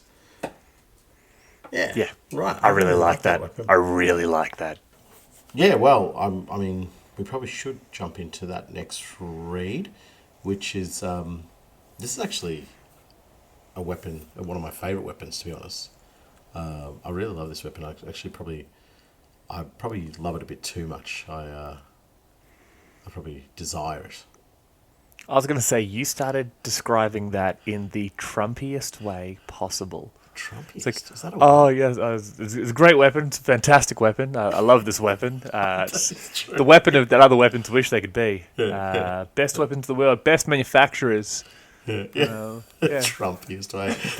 That's become is it a verb? We've got to get this right on the show. We've been corrected multiple times. It is the verb is the doing word. The horticulture. Yes, but Trumpiest, I like that. Yeah. I'm taking that forward in my life. Anyway, this is Desire's Needle. That's why it's my favourite, because I desire it. A perverse weapon, Desire's Needle turns the user's hate and rage into a toxin to pump into their foes. The long silver spike is inserted into the fighter's wrist, where it melds with their flesh and affixes to their veins. The result is a lethal close combat weapon that constantly leaks the user's own twisted emotions in the form of deadly poison. That's probably one of the coolest descriptions we've actually read. In like, it's just so visceral. It's so ugly a weapon in the sense that it now bonds with you. It's like, you know, the poison version of Spider-Man's webby thing. It's like, joins into your wrist. From, you know how Spider-Man shoots webs through this? Yeah. Like there's two versions. There's the cartridge thing, and then there's the other one. No, the cartridge thing's dumb. If he's a Spider-Man, he should produce his own Webs. web. I know this weapon. Right. Okay. This is okay. Yeah, Desire's Needle is literally the Needle of Desire, which is an old gift of Slanesh.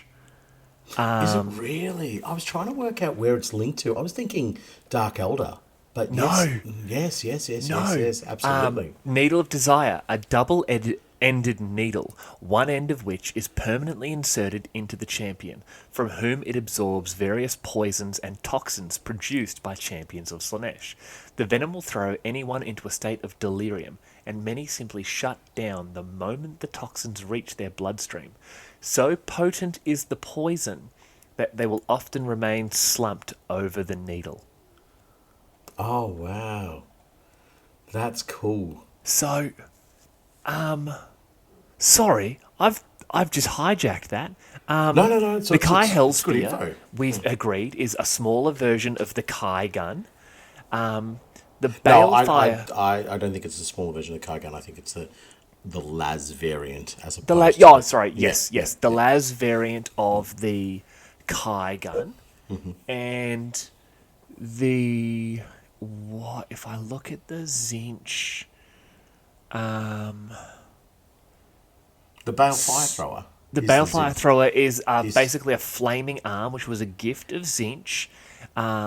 Are you It's insane? replaced with the flaming arm of a flamer of Zinch. You literally said That's what I that. said. Yeah. The Wither Touch pistol, I am actually going to say, is it reminds me of Fabius Bile's needle gun. The needler, the Xylox needler, or whatever The it was called. Xylox, is it the Xylox I needler? don't know. I'm making that bit up, but it was something like that. Right. If we're going down that pathway, the next weapon. Wow. No, hold on. We're gonna do this with each weapon as we I come. know, but I'm reading. I'm reading ahead. I'm ruining the Don't. surprise. I know. I've done it. I've It ruined my is called so surprise. the Rod of Torment is the Zyklos Needler. No, you were smack bang on. The Zyklos Needler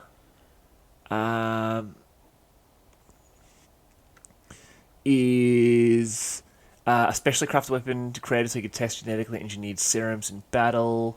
Okay, even the smallest scratch can induce a terrifying psychotic premonitions of the tortures yet to come, cause a living being to mutate uncontrollably, or even cause the victim to spontaneously combust, depending on what charge he fires out of the needler. Right. So that one I would say is a little bit of a stretch for the Wither Touch pistol, but it's in the same ballpark. Do you know what I mean? Yeah. Yeah. No. I'm not discounting what And you're then the saying here. Warpstone Bolter, I just think, is a Chaos Bolter. Yes. Yeah. Yeah. 100%. Okay. So Okay, so, just to cool. to Desire's ruin Needle. the surprise, the next one we have is a Gore Drinker axe. So We haven't talked about the Desire's Needle yet. I think we're going down a certain pathway here. I think these are possibly corrupted. These weapons. Yeah. No, but it's been bugging me all episode. And I'm just like, I know I've read this and I know about it and that sort of thing there, but it's genuinely just clicked to me that these are like human The versions.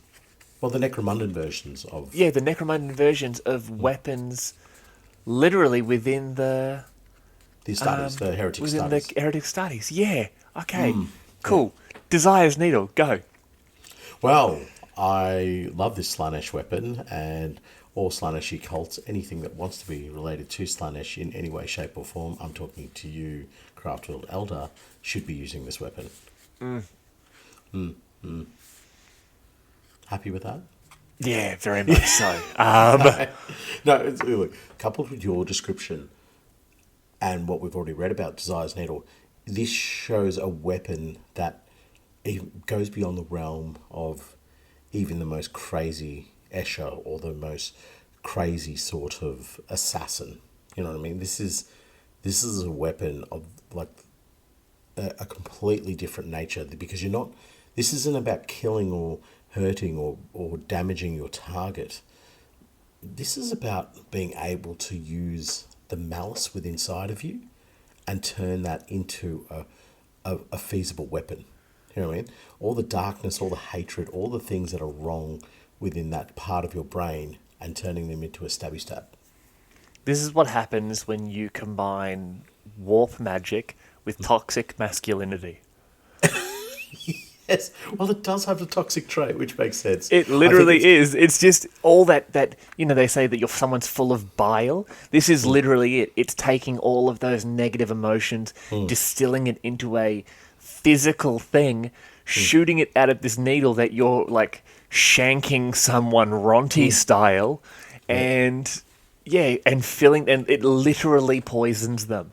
I love this. But for me, what I draw from it straight away is that the fact that this allows you to use this weapon and really have a strong core about what and who your character is. Yeah. Do you know what I mean? But the character has to be full of darkness, full of hatred, full of some sort of angst that has driven them to the point of turning this double-ended needle and wedging it within themselves, and then knowing that the hatred and the darkness within them, they're using that. They're probably putting a taste of that into their victim before the victim dies. You know what I mean? This overwhelming dread, I guess, is what could be like hit you before you're, taken to the pleasure palace. It's actually sick. Like, it's obviously a completely close combat weapon. It's strength +2. Then chem delivery, melee power, toxin. Like, toxin, so you're ignoring Toxin, the we know wound that. roll Yep. anyway. Yeah, we've been over that one. Power, if you roll a hit that's a 6, there's no save. Your damage is increased by 1. Melee, melee. The Melee, weapon yeah, I can was be going to say. used during close combat only. Yeah, dude. And obviously then chem delivery. So Which is, you... we've talked Yeah. about chem delivery when we talked about needlers and being able to just, Yeah. put the opposing gang on a dark path of friends on addiction. So, But does this say... So with that... Oh, dude. Oh, dude. Chem delivery, on top of that, you get whatever chem you want on you, and you're adding the traits of that chem onto this already melee power toxic attack. shut your face, because that goes so well with my idea. Yeah, it Because you does. pick your toxin that represents the darkness of your character. Do you know what I mean? And you keep them topped up with that. But the toxin, and I've spoken about this in another episode, the toxin is not a representation of the toxin itself, but in the nature and the characteristic of that individual.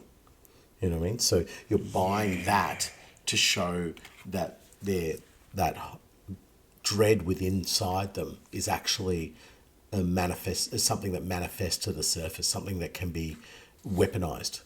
You know, so yeah, totally. That is freaking awesome, man. Like I just did not read chem delivery there the way that I should have. I was like, oh, I deliver some chemicals into you. Yeah. Righto. Very, very, very powerful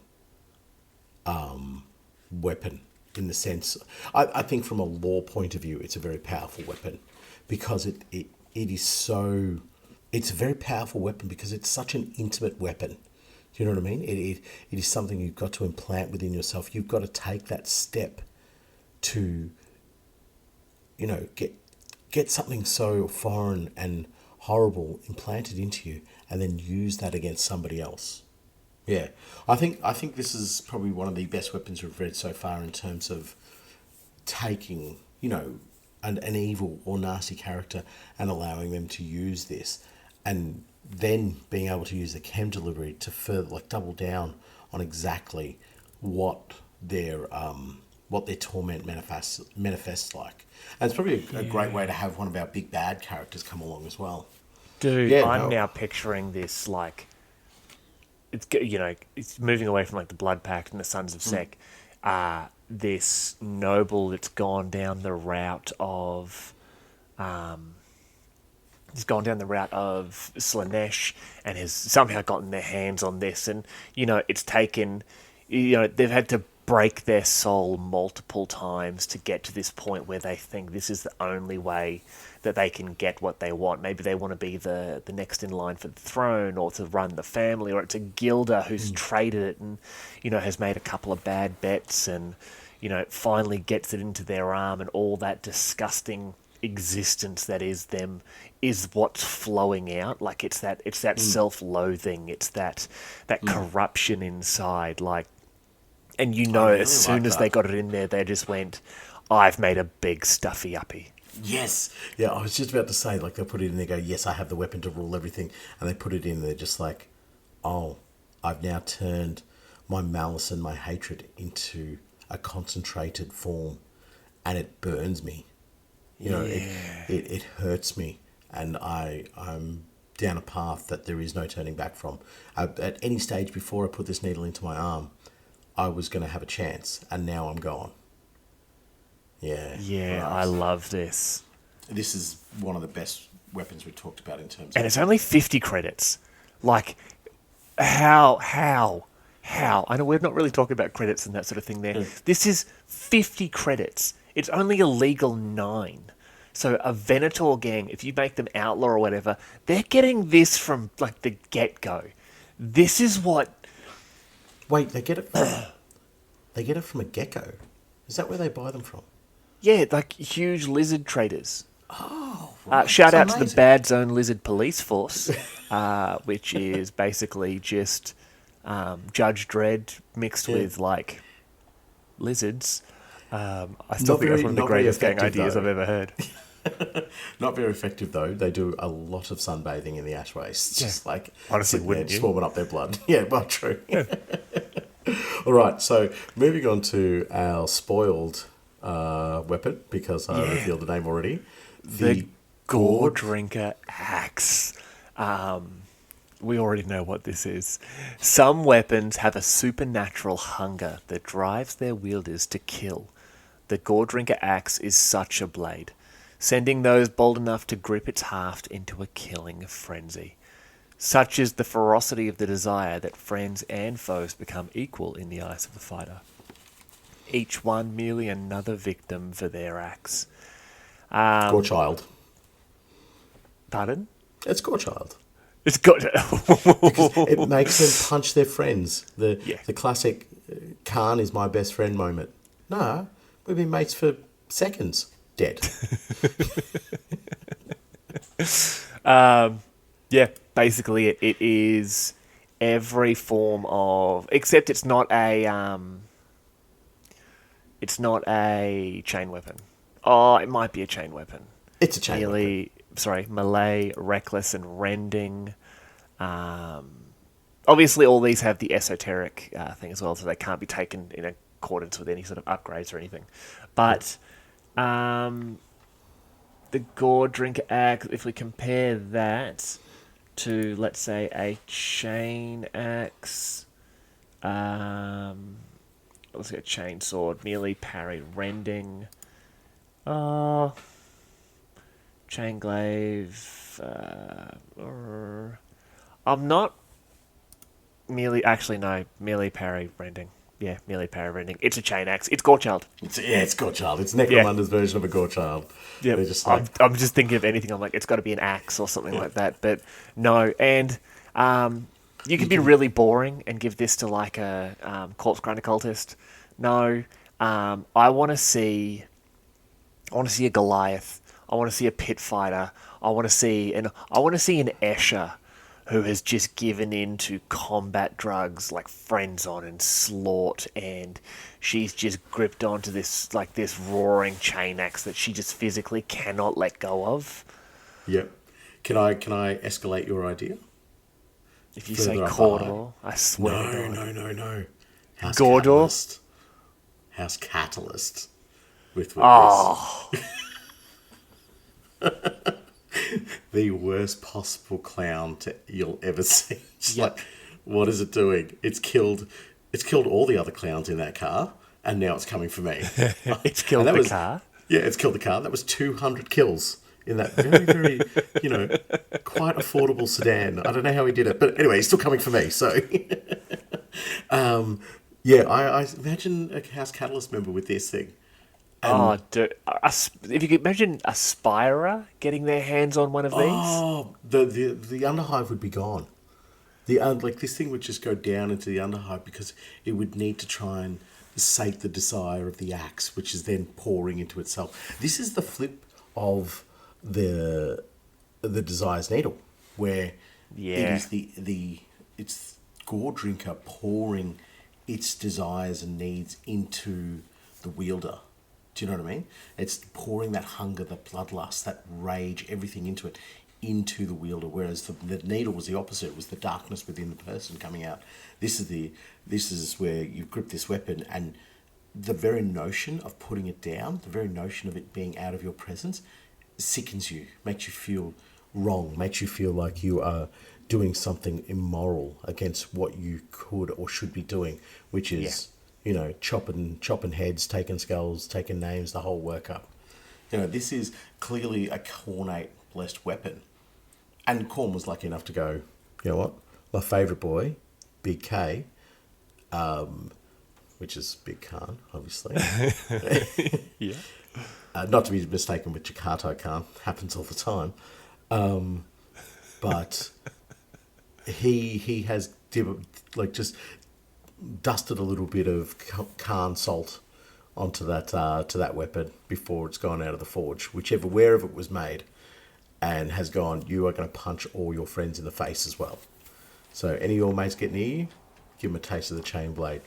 Yeah. Yeah. Yeah. And there is a simple brutality to this weapon. So, I don't think you're creating necessarily some intricate pathway or intricate story to it, but it does give you this simplicity that Corn gives you as well, which is find enemy, kill enemy, find friend, kill friend, find anything, kill thing.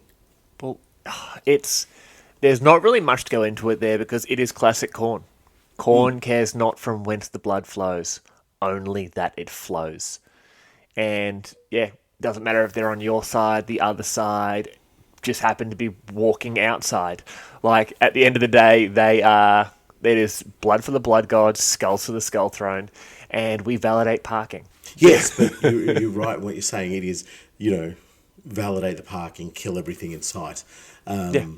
But this weapon, I think, you're right in what you were saying earlier, and I was messing around talking about putting in a catalyst. The story, the nature and the idea of this weapon is how it was found, how it called to your character, how it drew them in. Was it a moment of bloodlust? Do you know, it's almost like, the... This is a terrible analogy. I'll probably get burnt for it, but I'm going to do it anyway. It's almost like the One Ring. I see this weapon. It finds... No, it doesn't make people invisible. I don't know. I've never read The Wheels of Time, so... Oh my God. Destroy him, internet. Destroy him. They will come for you. But I can almost see it like finding its way to the most the most crazy, the most blood-driven, the most ferocious. And it doesn't necessarily need to be your classic Goliath or anything like that. It could be a member of House Cordell who's just so fixated on the mutilation and brutality that this person needs to enact upon others, that it gets lost in the bloodlust. Yeah. And it takes these pathways, and the axe calls to it, and the axe finds its way to this person, because it knows that it travels from person to person, from battle to battle, and eventually knows it's going to be picked up by this perfect wielder.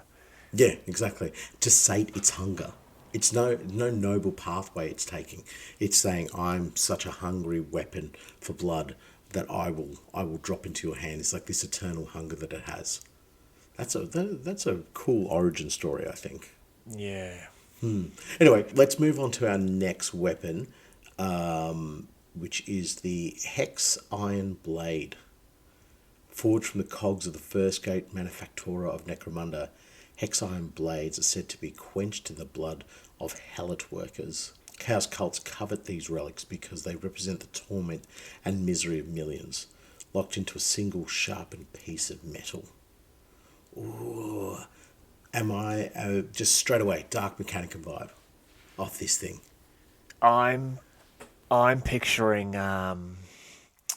what is his name? He wants to be a god, Vashtor. Vashtor, yes. I'm picturing Chaos Dwarves. I'm picturing all of those sort of dark blacksmiths from throughout or the different ideas and that, but I'm genuinely picturing Chaos Dwarves underneath Necromunda. Chaos Squats with this thing. Yeah. This is awesome. This is brilliant. Yes, absolutely. Yeah.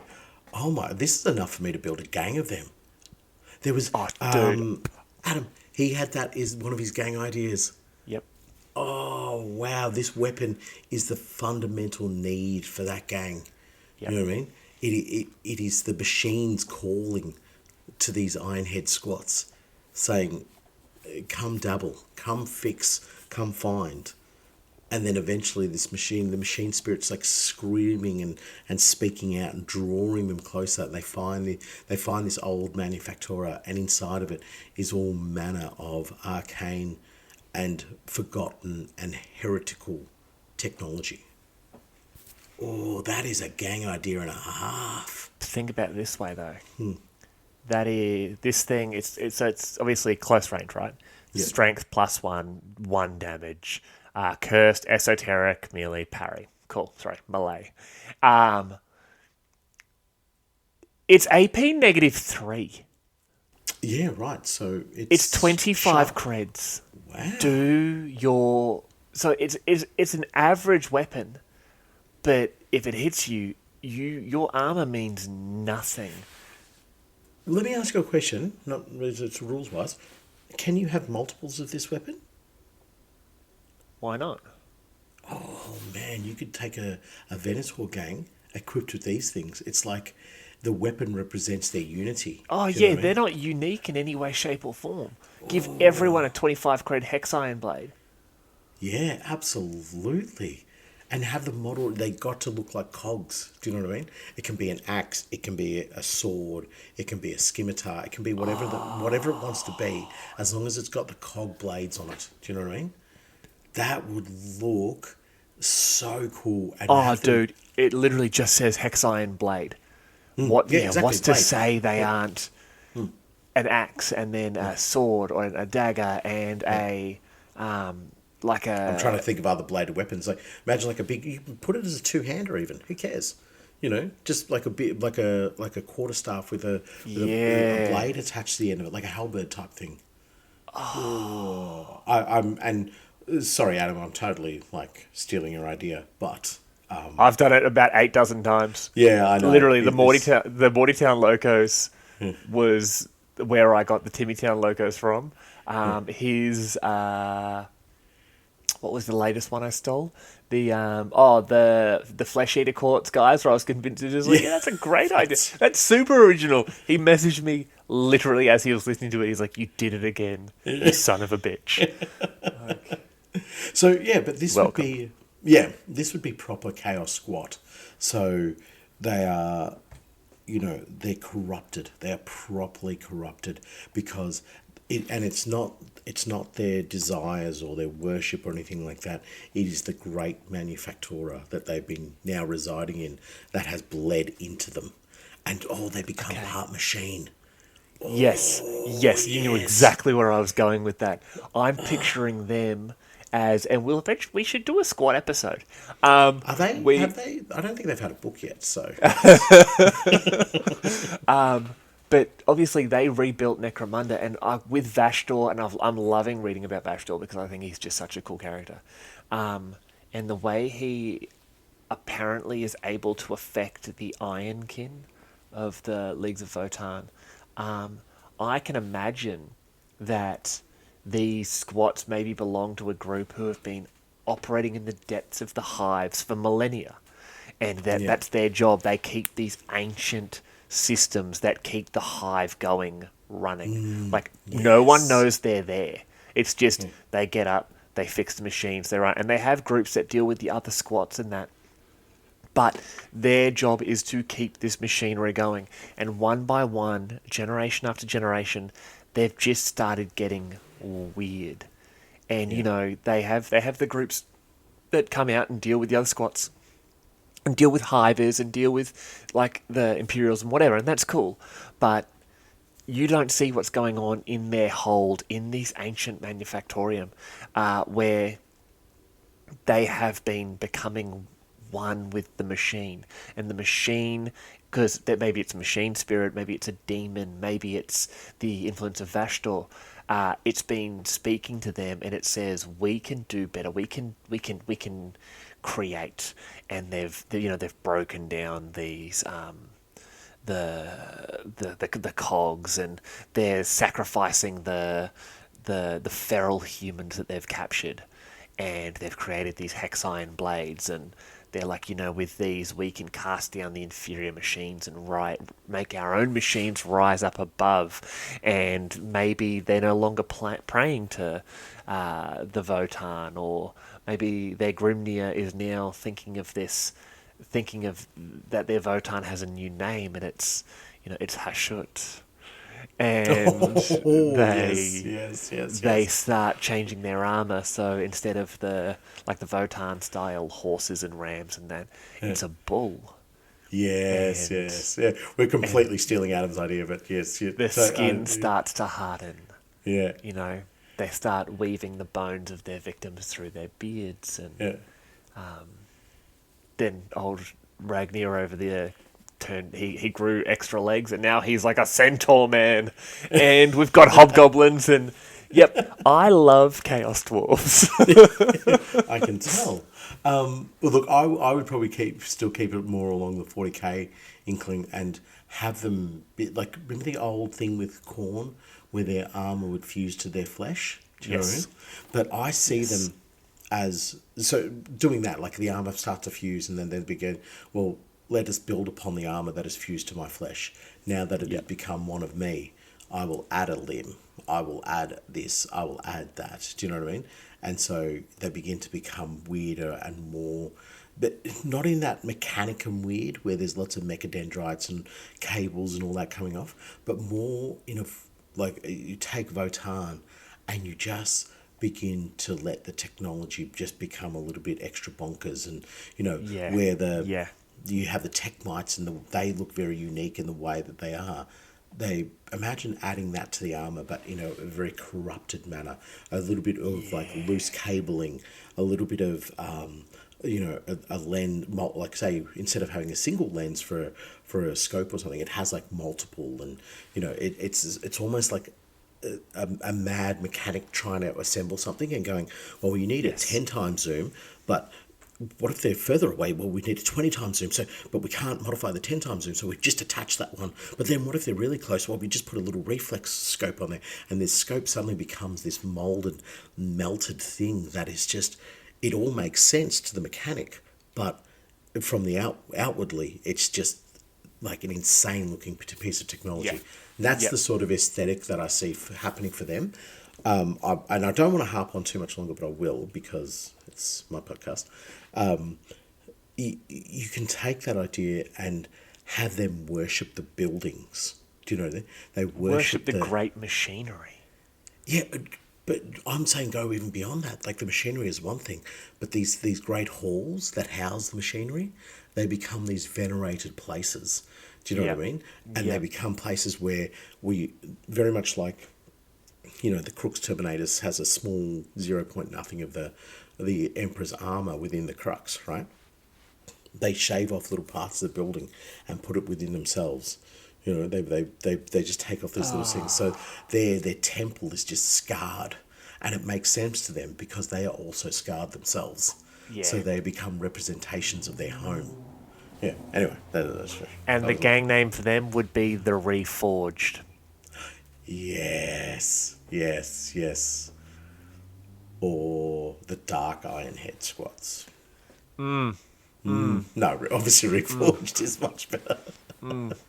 Yeah, I really I hate squats and I love that idea. That's really good. Yeah. Yeah, you're Oh welcome. no, I've decided on my gang already for this year. So no, no, no, no, no. Anyway, yeah, The let's move next, on to that. the next weapon, the Tenebrous Scourge. The Hex Iron Blade, I think, is obviously just throwback to any of the random Dark Mechanicus things. Yeah, Yeah, lots of torment and that sort of thing there. The Tenebrous Scourge is a relic of some bygone age when men were less cautious in their dealing with the warp. The Tenebrous Scourge is a gauntlet able to project whip-like tendrils of shadow to assail its user's foes. Colder than the void, these tendrils can freeze the flesh of a foe or coil around them and sap away their strength in moments. That is horrific. It's like it's a whip that is like multiple weird jelly fingers that get around you and either freeze you or I'm imagining it literally sucks your body warmth out. yeah, yeah. It's the touch of the void, and it's not even the touch of the warp. It's more the touch of the void. Yeah, it's The space, great like void of the space, just it grips you and you can feel that coldness burns you before it begins to have a truly disastrous effect on you. I see. yeah, Imagine getting Lockyer Fellhart, old squid mask guy, dude. and then having this as his weapon, you know. and that becomes a character or leader in some way, shape, or form in your gang. I don't know. I'm just obviously spitballing it, but then you have holding up the whip and just letting the tendrils drip down, you know, Yes. and they're just painted in the most inky black, like no, just and then glossed up and just hanging down, and then just like tiny little star pricks all over it, and it just all protruding from the back of the gauntlet. You know, so the fingers are still there, but they're stumpy, useless things. But coming from the backhand of the gauntlet is where the tendrils run down and sort of even coil around the feet. Yeah. It reminds me of Davy Jones from Yes. Pirates Pirates of of the the Caribbean. Caribbean. And basically, like, you do that scene where he's playing the piano with his beard. Yeah, yes, yes. Yeah. I'm picturing that, except this glove or this, like, I'm picturing it as something that's almost grown into the arm, Yeah. and it literally is these metallic, sort of like segmented tentacles that sort of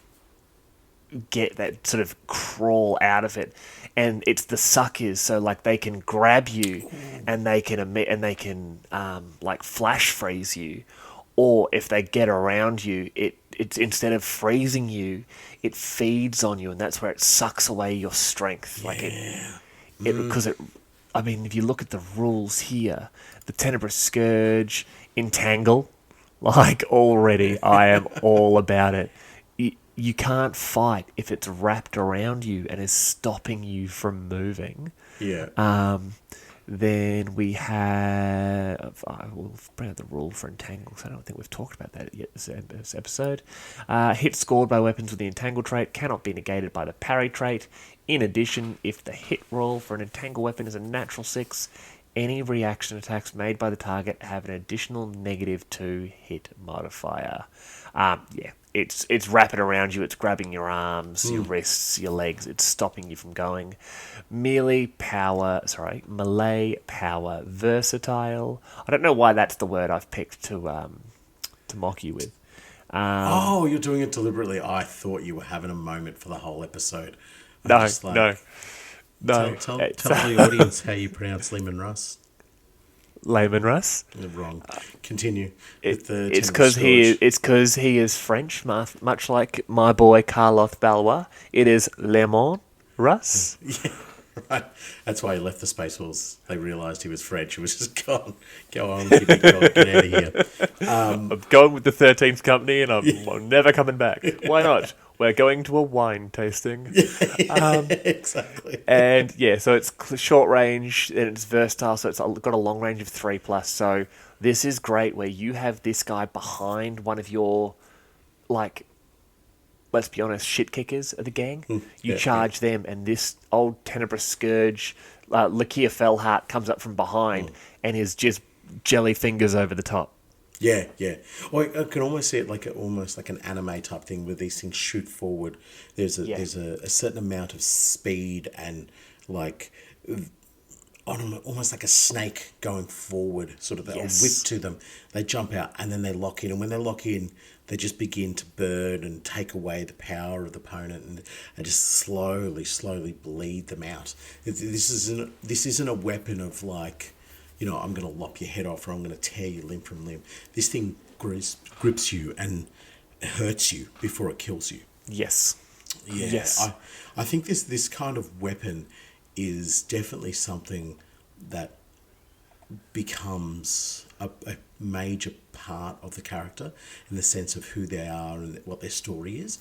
And that weapon is becomes such an iconic representation of who they are. You know, so that's what I'm saying. Like, I see my interpretation of the way that they come out of the gauntlet is more like it's just the void space coming out of it. So Yeah. it is like almost a phantasmal type of projection rather than anything necessarily mechanical or material. And it's this like it almost looks soft, almost like, I wouldn't say jelly, like almost like cloud-like. But then it can harden up and become a dangerous and potent weapon. Yeah. I'm trying to have a look at what I can compare it to from within 40k. And the closest thing's probably the Whips of Agony. It's a demon weapon of Slanesh, but it lacks the cold effect. But yeah, it basically hits you and then every action becomes pain. Yeah, yeah. Maybe Or the you can, Neural Whip, sort of from the Sisters Repentia Mistress. That's more of a pain thing. It's not really sucking the strength. what about the Chaos Space Marine Dreadnought Power Scourge? Oh, yep, No, yep, no, no, no, no. It's a yep. power. That was That's basically a that's power weapon. basically a power weapon. It doesn't freeze you. It does make you explode. Yes, yeah. I love that weapon. If you've not seen it, look up Chaos Space Marine Dreadnought Power Scourge. It just doesn't look good in the sense that it doesn't look like it makes sense, but at the same time, potentially horrendous. Oh So, yeah, it's proper noodle fingers of doom. yes, it is Noodlefingers doing a great description. We will move on to, looks like our second last weapon, actually, and the last of our close combat weapons. Yes. It is the Whisperbane Knife. A Whisperbane Knife is the creation of renegade psychers and involves the binding of a minor demonic entity into a common blade. Weak by the standards of a true demon weapon, the knife is nonetheless dangerous armament, not least of which because of the frenzy it unleashes in its wielder in the presence of an exposed throat or turned back. So it's a angry stabby demon inside who's just like, Angry stabby demon.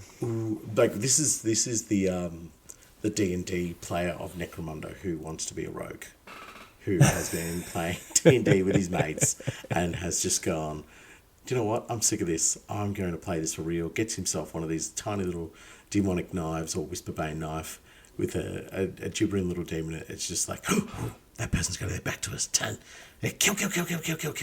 No, that's our friend. Oh, okay. That person's, look at that throat. That's my throat. We're looking at a mirror. Kill. No, be quiet, you. It's like, I imagine the minor demon is more like an imp who's just like, would just get annoying as shite, who you just be like, be quiet. I am not stabbing every back and every throat I see. And only the bearer can hear them. See, and I agree with you 150%, except when we get to the stats of it. So, it's Whisperbane Knife, obviously, esoteric, backstab. So, if you are stabbing them outside of their... That's what I'm looking for. If you're not in their vision arc, you add +1 to your strength. Yep. Sweet. Cool. Yep. Nice and easy. Melee, can be used in close Yay. combat. But then we have Scattershot. Yeah. Scattershot. When a target is hit by a scattershot attack, make D6 wound rolls instead of 1. Yeah, no, so this is exactly what I'm saying. This is the demon just going, don't just stab. Stab. I'm doing it. Shut up. Yeah. Stab. This is a minor demonic entity. I'm not picturing this as like a bloodletter or a plague bearer, a demonette or a flame or anything like that. This is like basically like the demon version of a toddler. Exactly. Where it's basically like it hasn't decided sort of what god it's going to go to. Instead, it just wants to cause maximum chaos. It just wants to. It gets in there, and like you said, it's I'm in there. Okay, now what I'm going to do? I'm going to take control of your arm muscles really quick and stab. Stab. Yeah. I love this weapon because exactly the same mind on this. It is this demon that has been lured into the knife by the psychics, the renegade psychics. They're like, ooh, shiny. And the demon's like, oh, stabby, shiny, stabby. They're goblins. I'm imagining a demon goblin. It's a goblin. Oh my god, it's my son. I'm going to give your son a knife and see what he does. And if he goes stabby, we know he is a Whisperbane knife. Not just the weapon. Him himself is a Whisperbane knife. Himself, yeah. Can we not give him a knife? Because guaranteed he'd come after me. Guaranteed.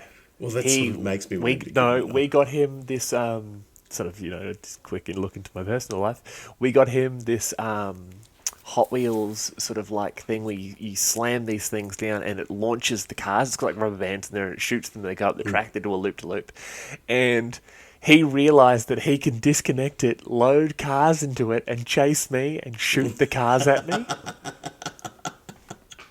It's a goblin. Yeah. He's a goblin. He is a human-shaped Whisperbane knife. Yeah, exactly. It's like, stabby stab. Let me reload the car, Dad. Just stabby stab stab. Let me reload the car, Dad. Stabby No, stab. he was John Wicking that. Like he had one going. He's reloading that as he's firing the other one. Like, honestly, like Keanu would be proud. Do you know, that's so funny you mentioned like John Wick. That's how I imagine the Whisperbane knife imagines itself like. This little demon inside just like, and I dodged and I ducked and you were held and you cut one person and that was the owner and it was an accident. Like You stabbed the guy who owned you 11 times. Exactly. And he's like, yeah, but then I did a roll. No, you're still just a knife. Like, you can't all do that. Come here and say it. I'll stab you. I'll stab you. Come here and say it. I'll stab you so many times. Shut up, Whisperbane. Scattish, the backstab. Oh, I love it. The scattershot makes this weapon so well. Hold on. If you have a close combat built character, right, who has, let's say, 3 attacks, Yep. and you put them all into your Whisperbane knife, Yeah. and if you have a decent enough weapon skill, and you hit, let's say, twice, with Scattershot, Is it D6 per hit? it's D6 per hit. So, to put that in layman's terms, that is stabby stab stab stab stab stab stab stab stab stab stab stab stab. Yeah. What leader do you think has the best? Who's got the best weapon skill? I don't know, but I see this in the hands of a Goliath who doesn't want it. Oh yeah, Shut yeah. up! My deal with with House Catalyst is why I have you. I didn't want you. I got catalyzed. Leave me alone.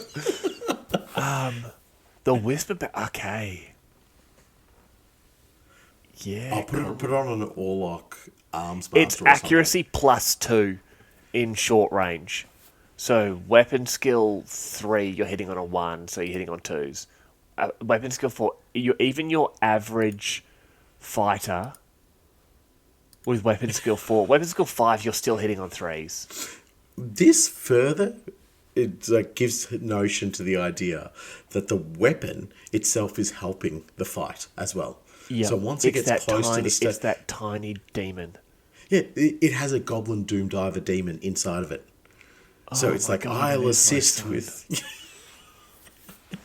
You want to know the worst part? The worst part about this?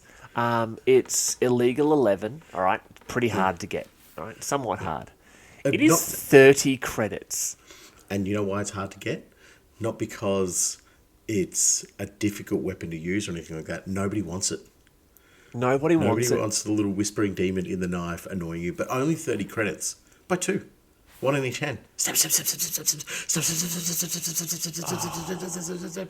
You just get RSI. You'd be stuffed. That's amazing. Can you wield 2 of them? Surely you can. Of course you can. Yeah. That is ultimate stabby stab stab stab stab stab stab stab stab stab stab. Just continue for infinity. Sorry. That is so dumb. I have to do it. What a character equipped with 2 of these, Yeah. doing maximum stabby stab stab stab stab stab stab. Yeah.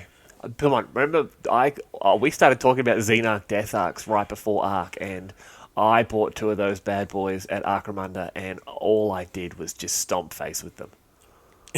Or maybe buy 2 of these for your Orlocks. And can you give them to the dudes with the jump hacks? To the Wreckers, yeah, they're just a close combat weapon. Yeah, that's freaking sick. Give them 2 of those. Don't worry about a demo charge or anything. Just 2 knives, like diving like off the top rail, or what is it in wrestling? Off the top thing? What do they call it in Off the wrestling? turnbuckle? Off the turnbuckle, diving off the turnbuckle effectively with their wrecker move and just maximum stabby stab, stab, stab, stab, stab, stab. Hold on, the arms master is weapon skill 3 plus.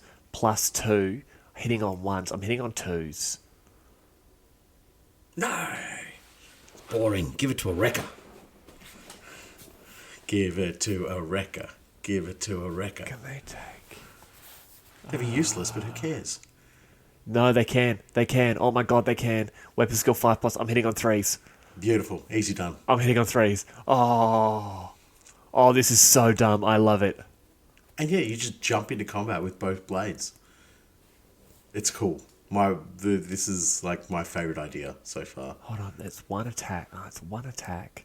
If they have two, that's It's two plus attacks. one. And Plus then one don't you for get the one on the charge? Yeah, that's 3 attacks. It's enough. Yeah. And friends on. And if I'm going to do this, I'm going to do this right and I'm going to do it dumb. I'll put it on your arms master then. Yeah, but with friends on, they gain Nerves of Steel, True Grit, Unstoppable, and Berserk. Do you know what? If I was to put them on anything from Escher, it would be a Death Maiden, if you could do it. Oh, dude, imagine that on a Death Maiden. Yeah. Like the little imp goblin doom diver demon would be getting very serious then. You'd be like, okay, game face. Stabby, stab, stab. Main artery, stabby, stab. Face, stabby, stab. Yeah, no, I'm picturing it's like from Fallout, where it like to the screen comes up and you get to pick where you're going to stab. That's what the VATS, yep. Yeah, that's what the demon's doing inside the blade. It's like Even worse, the demon's just in there whispering inside the Death Maidens. It's like, hey, pussycat, he was telling you you should have been smiling a lot more earlier. And she's just losing her mind. she just keeps stabbing. He's like, hey, sweet cheeks, getting a little bit excessive there, don't you think? Stab, stab, stab, stab. Oh my god! Yeah. So the way the Death Maidens knives work is they anger you so much you just go stabby stab stab. It's a tiny corn demon whose superpower is sexism. Yeah. How did she get this knife? That's why she died. It drove her to insanity. Got her killed, and then he's like, no, I'm not finished. I'm bringing it back to life. We are gonna have some fun. Yep. I love it. I love this weapon. It's awesome. I love what we've done with this weapon. I think we've taken it to where it should be. Yeah. We have one more, and it is a little bit different. It is a grenade, and they are the shard grenades. Now, shard grenades are made up of tiny fragments of warp-corrupted metal, harvested from the remains of chaos-tainted warriors or twisted metal saturated in the power of chaos. A victim hit by any of these fragments finds insanity creeping into their mind and mutation corrupting their flesh, the effects stemming from even the tiniest of cuts. You've read the Gaunt's Ghost novels? I have, yes. Was it the first book where they're going through the trenches and they're burning the chaos idols, and one of them explodes and a tiny bit of metal goes into into the skin of one of the ghosts, and instantly he becomes tainted by chaos and turns his weapon on his sword. I don't know which book that's from. I do remember that moment happening though. Yes. Yeah, I want to say it was against the Shriven, who were the dudes that had like sewed their gas masks into their own faces. No, That's what this reminds me of here. Do you know the most concerning thing about the shard grenade though is it quite often mistaken for another type of grenade, and that grenade is, I believe, worse than this one. Finally, a weapon of Nurgle. A weapon of the shard grenade. Yes. The shard grenade. So this, the last few have all been close combat weapons. Shard grenades I love because I can just imagine these have to come off world. Sorry, these have to come from off world. Sorry, they don't have to. I think the majority of them would, because I can imagine these are being carved like tiny little fragments off the power armor of Astartes, or they're they're bits of metal that are being harvested from Chaos Forge worlds and that, taken into the Imperium and sort of dispersed amongst the cults to sort of to spread the tanks just a little bit further. Yeah, absolutely. I like what you're saying there. It's come off world, but perhaps it's from an ancient battlefield, or a. Oh, they're being harvested from Istvan. Oh wow! Look at that. Yeah. Or maybe they found a traitor, and they're or a traitor vehicle actually, one of the ones that didn't quite Yeah, make it. boom. Yeah, and they're just shaving small bits off it, and like they get to the orange, the yellow and black chevrons, and they're like, well, these didn't work to keep it protected, so they shave all those off. And but then the crew inside are saying, oh, but we took down the wall. We're like, okay, that's very nice. What did you do after that? Nothing. No, we didn't do anything after that. Yeah, our tank has been The Iron boosted. Cage, the Demon Killaba. Okay. Like, Are you having a stroke? Are you just reeling off random words? Are you okay? Do you smell burning toast? Okay, mate. hey, I don't know why you're getting upset. All I'm doing is I'm just saying there was, a moment in time, and they've been riding that wave ever since. it's a strength 2, AP -2. It's damage 1, but it is a 4+ ammo on that one there. So 50% chance after using it, you're still going to have more of the shark grenades handy. It's blast 5, cursed grenade, and rending. All stuff we've sort of said about there, but this But is... it's a blast 5 with cursed. It's a blast 5 with cursed.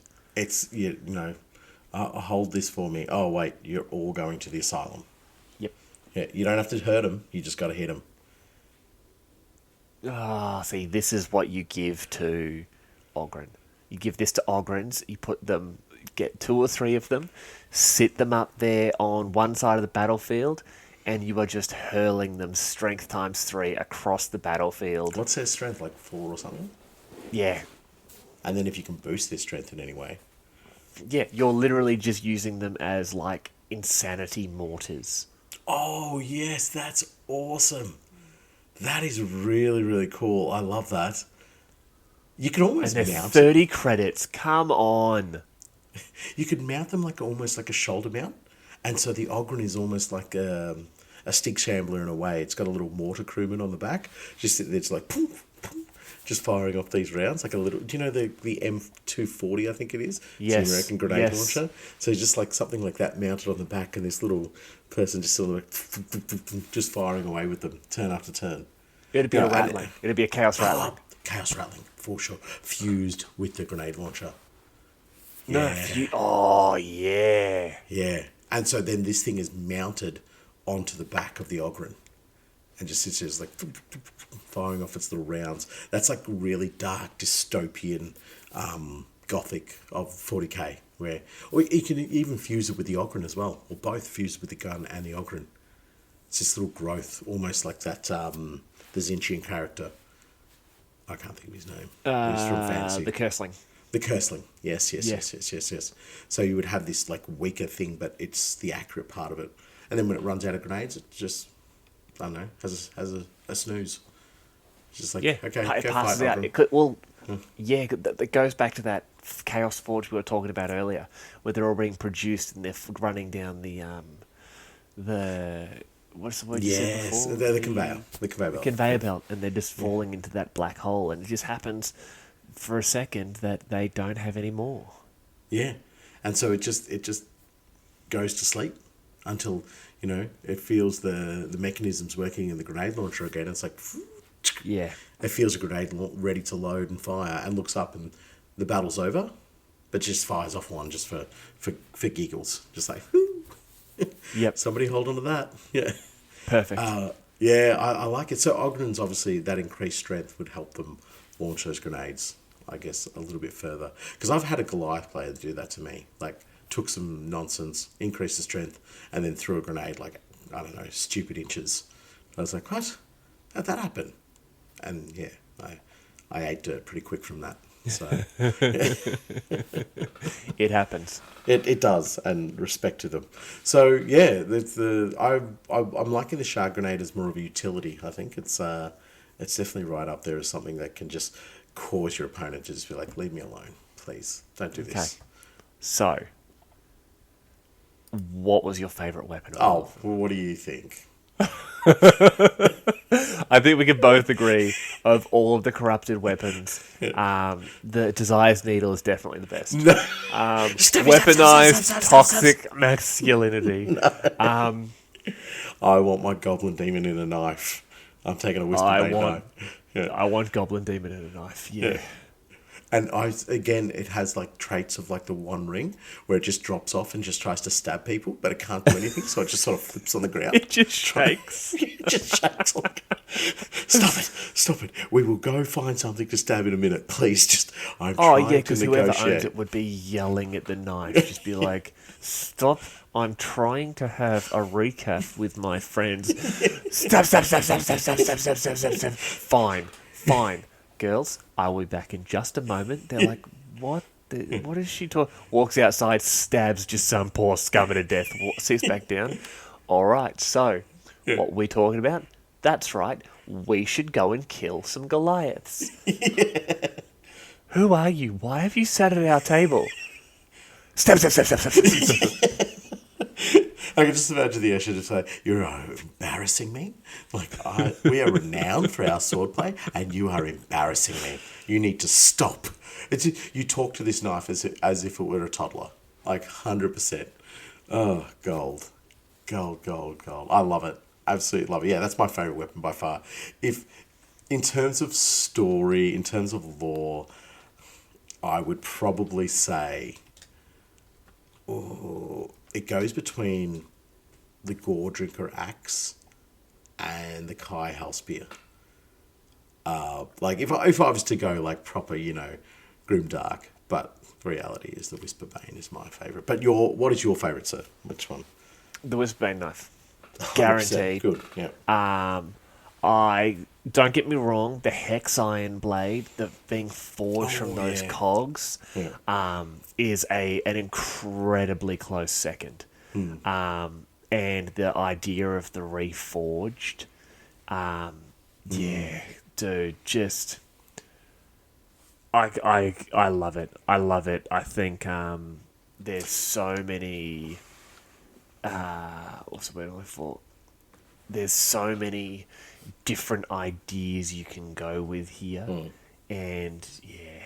No, I'm in love with it. I'm definitely going to access this list in the Necro Olympics. Like, I'm going to be picking nonsense stuff off this just to be like, yeah, cool. I'm definitely going to try and get myself a Whisperbane knife because I kind of only want to give it to a Juve as well, who's like found it because somebody's just thrown it away, and my Juve's just like, what do I do with this thing? Stabby, stab. Yeah, well, I can do that for you. Yeah. Can we take illegal? I don't know. Oh man, I hope we can take illegal weapons. Nah, nothing illegal. Ah, I'll make a special request. I'll be like, just send me one Juve, who I want to just give one little dagger to. That's all, sir. We should play a game where we only take illegal weapons. Oh, that's awesome. Yeah, we should just test it out, just to murder each other. Yep. Yeah, and then your Whisperbane knife carrier versus my Whisperbane knife carrier. Who gets the most stabs off? It's not even about who wins, who kills the other one. It's about who generates the most amount of stabs. That is the winner. So you get the person with the most amount of attacks. They both count as charging because they're both diving into combat. And then you just roll a bunch of scatter shots from it. Yeah. And you're basically playing Yahtzee to determine who the winner of the combat is. All right. So, what's your gang idea? There's no gang idea. There's no gang idea from this. If my gang idea is get a goblin demon in a knife, give it to everybody, a charge for the Underhive. Yeah. Mine is that, but mixed with the reforged. Oh, yeah, no, don't even. That is my. That's my original gang idea of chaos squats. Definitely not stolen from you or Our boy Power Hungry Monkey. Do you know what? That's our gang idea. And do you know what my gang idea is actually? I recorrect it. My gang idea is to not steal any more of Adam's ideas. That's my gang idea. Yep. Yeah. Yep. Love it. Cool. Oh no. All right. I'm just looking at all the audio. What do you mean? It's all corrupted. Nah, it's corrupted weapons. All right. I'm going to close this thing off with a quote before I lose my mind at you. You scared me so much. All right. So I have one here, and this comes from a real long time ago. This quote actually comes to us from 1988. So when Nathan was in his early 30s. You're such a fool. Stand forth, servant. The sword you carry has been smelted in the heat of your anger, forged upon your desire, tempered in your hate, quenched in your soul, polished with your loyalty, furnished with your bones and skin, tested in your hand and born in my name. You, slave, are mine as much as the blade. And that comes from the Realm of Chaos Slave to Darkness book, and is talking about chaos weapons.